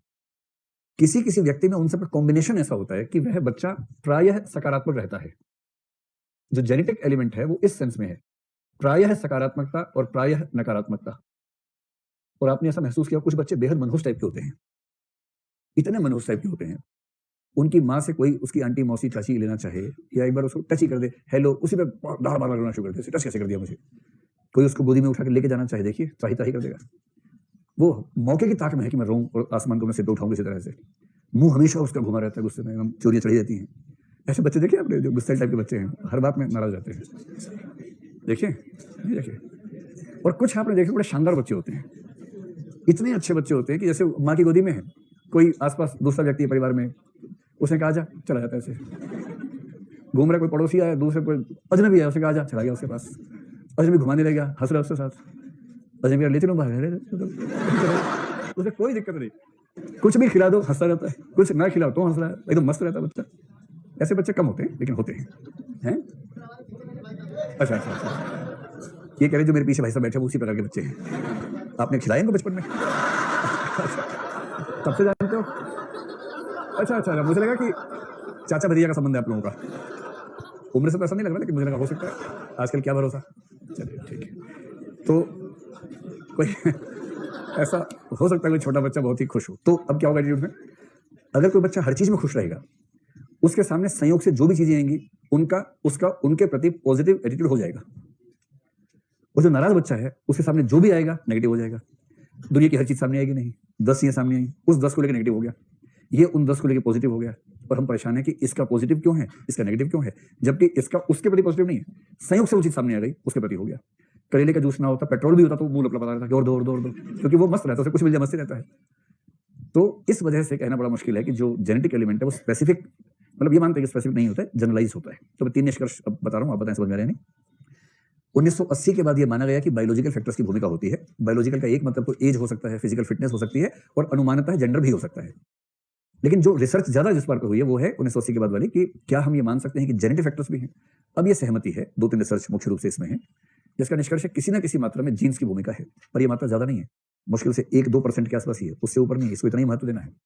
और जब जेनेटिक इंपैक्ट आता है, इसका प्रमाण क्या है कि मोनोजाइगोटिक बच्चों में जब माहौल बदल के देखा तब भी रुचियां या एटीट्यूड सेम रहे, और जो विषम रूपी या असमरूपी जुड़वा बच्चे थे उनमें एटीट्यूड्स उतने समान नहीं देखे गए जितने समरूपी जुड़वा बच्चों में देखे गए। इससे साबित हुआ। लेकिन अब तक की रिसर्च ये कहती है कि जो होते भी हैं जेनेटिक एटीट्यूड्स बहुत जनरल किस्म के होते हैं, स्पेसिफिक नहीं होते हैं, एक जनरल मूड के रूप में होते हैं, लेकिन जो होते हैं उनको बदलना मुश्किल है, उनका प्रभाव हमारे ऊपर बहुत ज्यादा पड़ता है। ये 3 निष्कर्ष इसके बारे में निकाले गए। अब आइए दूसरा फैक्टर। अगर कोई आपसे पूछे कि व्यक्तित्व संबंधी फैक्टर क्या है, ये मैं आपको बता चुका हूं, केवल एक अंग्रेज का नाम लिखवा के बात समाप्त कर देता हूं। और वो ये है कि किसी व्यक्ति का व्यक्तित्व कैसा है। अब व्यक्तित्व कैसे बना वो एक अलग बात है, लेकिन एक बार बनने के बाद व्यक्तित्व कैसा है, जैसे एक मामला इसका आईक्यू का हो सकता है, और एक मामला हो सकता है जैसे आप कहें कि इंट्रोवर्ट है कि एक्सट्रोवर्ट है। तो हम केवल 2 एग्जांपल से अपनी बात करके समाप्त कर देते हैं, इंट्रोवर्ट और एक्सट्रोवर्ट। ठीक, अब सिंपल सा बताइए, जिसका आईक्यू कमजोर है उसकी सोच के रूढ़िवादी होने की संभावना ज्यादा है या प्रगतिशील होने की संभावना ज्यादा है। जिस व्यक्ति ने रिसर्च किया उसका नाम मैक्लॉक्सी है। आप चाहें तो उसकी अंग्रेजों की स्पेलिंग भी तो अजीब सी होती है, लेकिन हाँ, अभी बात मैं ऐसे मजाक में कह रहा हूँ, कहीं आप सोचे कि अंग्रेजों को लेकर बहुत नाराज रहते हैं। कोई सब अंग्रेज है भी नहीं, कोई रशियन है, कोई फ्रेंच है, कोई जर्मन है, ये तो सामान्य बात है, हंसी मजाक के सेंस में कहने वाली बात है। कुछ लोगों ने ना इसी पे रिसर्च कर दिया, जैसे हम मैक्लॉक्सी है नाम, स्पेलिंग नोट कर लीजिए। अंग्रेजी में मैक जो होता है ना, एमसी लिखते हैं, बीच में ए गायब कर देते हैं, ये उनका रिवाज है। कभी कभी होता है तो भी साइलेंट होता है, कभी कभी होता नहीं तभी बोल रहा होता है। तो मैक्लॉक्सी, ये नाम है भाई साहब का, मैक्लॉक्सी। ठीक है, इसमें एक जो निष्कर्ष निकाला, एक वाक्य में नोट कर लीजिए। कम पढ़े लिखे और मंद बुद्धि के व्यक्तियों में, लिख लो भाई लिख लो, कम पढ़े लिखे और मंद बुद्धि के व्यक्तियों में रूढ़िवादी अभिवृत्तियां विकसित होने की संभावना ज्यादा होती है। दूसरा ऐसा ही एक रिसर्च है, आपको एथनोसेंट्रिज्म ध्यान है ना शब्द क्या था? हाँ, एक और व्यक्ति ने रिसर्च किया है, एडोर्नो, यही मनोविज्ञान के आदमी है। इनकी रिसर्च का सार यह है कि आईक्यू कम है तो व्यक्ति के एथनोसेंट्रिक होने की, मतलब वो एक कट्टर होने की संभावना ज्यादा है। तो कम बुद्धिमत्ता के व्यक्तियों में कट्टर सोच के विकास की संभावना ज्यादा है। लगभग मिलती जुलती बात है, लेकिन आप इसको भी यहाँ मेंशन करना चाहें तो कर लें, सिर्फ इसलिए कि एक दो नाम रहेंगे तो वजन रहेगा इस सेंस में। ठीक है, तो कम बुद्धिमत्ता वाले व्यक्तियों में कट्टर सोच विकसित होने की संभावना ज्यादा होती है। मिलती जुलती बात है, दोनों व्यक्तियों ने कही है। तो एक तो ये हो गया, और जिसका आईक्यू कम है या इसका आईक्यू ज्यादा है उसका एटीट्यूड अलग अलग होगा या नहीं होगा, हो जाएगा, सीधी सी बात है। तो एक तो ये है, जैसे आपके गांव मोहल्ले के कुछ लोग जिनका आईक्यू कम है, बचपन में आपके दोस्त परिचित थे, आईक्यू कम है, उनको ये समझाना कि धर्मनिरपेक्षता क्या चीज है या समलैंगिक व्यक्तियों के अधिकार या एलजीबीटी राइट्स क्या है, ये आसान होगा या बहुत मुश्किल होगा समझाना, मुश्किल होगा। और वो केवल नाराज होंगे या जिहाद कर देंगे, फिलहाल बन जाएंगे उनके खिलाफ। तो वो उसकी वजह समझ रहे क्या है, वो वजह है इनके हिसाब से। दूसरा ये बताओ कि इंट्रोवर्ट और एक्सट्रोवर्ट अगर 2 व्यक्ति मान लें, इनका एटीट्यूड हर चीज को लेकर एक जैसा होगा, भिन्न भिन्न होगा। जैसे कोई सोशल फंक्शन हो रहा है, इन्विटेशन है, जैसे इन्विटेशन कार्ड आपके पास आया है, इंट्रोवर्ट व्यक्ति इन्विटेशन कार्ड देखे तनाव में आ जाता है, अरे यार जाना पड़ेगा, क्या बहाना लगाऊंगा, अरे यार फंस गए, ऐसी फीलिंग आती होगी ना। तो जैसे आमंत्रण पत्र आया है जिसके नीचे लिखा है मेले चाचा की शादी में जरूर आना, ठीक है, तो आपको लगा तेले चाचा की तो हो गई, लेकिन मेले भतीजे के चाचा की तो हो ही नहीं ली। तो अब क्या करें, जिस उम्र में आपको 2-4 चिन्हों के साथ चलना चाहिए था, आपके छोटे दोस्त शादी करते जा रहे हैं, आप वहां जाते हैं, लोग बच्चे अंकल बोलते हैं, ताऊजी बोलते हैं, लेकिन बिना ताई का ताऊ अच्छा लगता है, तो अजीब सा तो है। तो जैसे कोई आमंत्रण पत्र मिलेगा, मैं नेचर की बात कर रहा हूँ, तो सिचुएशन की बात हुई, मान लो सिचुएशन ठीक है, नॉर्मल सिचुएशन है, तो भी जो इंट्रोवर्ट है आमंत्रण पत्र मिलते तनाव में आ जाएगा। मैं खुद को उसी बारे में, मुझे कोई इन्वाइट करता है कि शादी ब्याह में ना, जैसे इन्विटेशन आता है पहली अभिव्यक्ति आती है, अरे यार इससे नहीं कि शादी क्यों कर रहा है, तो ठीक है करो भाई, आपका पैर आपकी कुल्हाड़ी, हम क्या कर सकते हैं इसमें, आपकी चॉइस, लेकिन बुरा क्यों लिया। अब उसमें ना जाओ तो खराब लगता है, जाके अच्छा लगता नहीं उतना, तो क्या करें, ये दबाओ, क्योंकि अगर आपकी नेचर इंट्रोवर्ट है तो आपको नहीं पसंद आएगा। कोई एक्सट्रोवर्ट हो गया, अरे मजा आ गया, अरे मजा आ गया, आज तो इसके आसपास 3 और शादियां भाई, मजा आ गया, ये तो इतना मस्त हो जाएगा उस दिन, इतना तैयार होकर जाएगा। दुल्हन की जो सहेलियां होती है ना, बहनें वो ज्यादा तैयार होती है, देखा होगा, क्योंकि सबके लिए होता है कि इससे तो हो गई, किसी को पूछ रहा है। अब हर विवाह भावी संभावनाओं का अखाड़ा है बेसिकली। उस उस अखाड़े में बाकी जो लड़कियां हैं, दूल्हे के दोस्त और दुल्हन की सहेलियां और बहनें, असली तो वो हैं जो अपनी अपनी संभावनाएं टटोल रहे हैं। वो ज्यादा एक्टिव तो वो हो गए, जिनकी है वो तो एक कोने में पड़े हुए बेचारे बैठे हैं, सब आ रहे हैं मुंह फुला के फोटो खिंचवाते हैं, दांत निकाले फोटो खिंचवाई, तो चलो जी चलो, फिर लाइन से आते जा रहे हैं, दांत में दर्द हो जाते हैं बेचारों के उस दिन फोटो खिंचवा खिंचवा के, और बाकी सब लोग डांस कर रहे हैं, ऐसे कर रहे हैं, वैसे कर रहे हैं, वो पाउट बना रहे हैं, सेल्फी करवा रहे हैं। तो क्या मैं ये कहूं कि जो एक्सट्रोवर्ट व्यक्ति है उसका एटीट्यूड किसी सामाजिक प्रसंग को लेकर बहुत सकारात्मक होगा, जबकि इंट्रोवर्ट का उसी मसले को लेकर बहुत नकारात्मक होगा। बस, और इसको हम पर्सनैलिटी फैक्टर कह सकते हैं, सामान्य सी बात ये है। तो दो बातें हो गई। हमारे एटीट्यूड्स कैसे हैं इसका फैसला 3 चीजों से होता है, जिनमें सबसे महत्वपूर्ण सामाजिक कारक हैं, लेकिन जो 2 अन्य कारक हैं उनमें से एक है जेनेटिक या बायोलॉजिकल और दूसरा हो सकता है व्यक्तित्व वाला या पर्सनैलिटी फैक्टर। ठीक।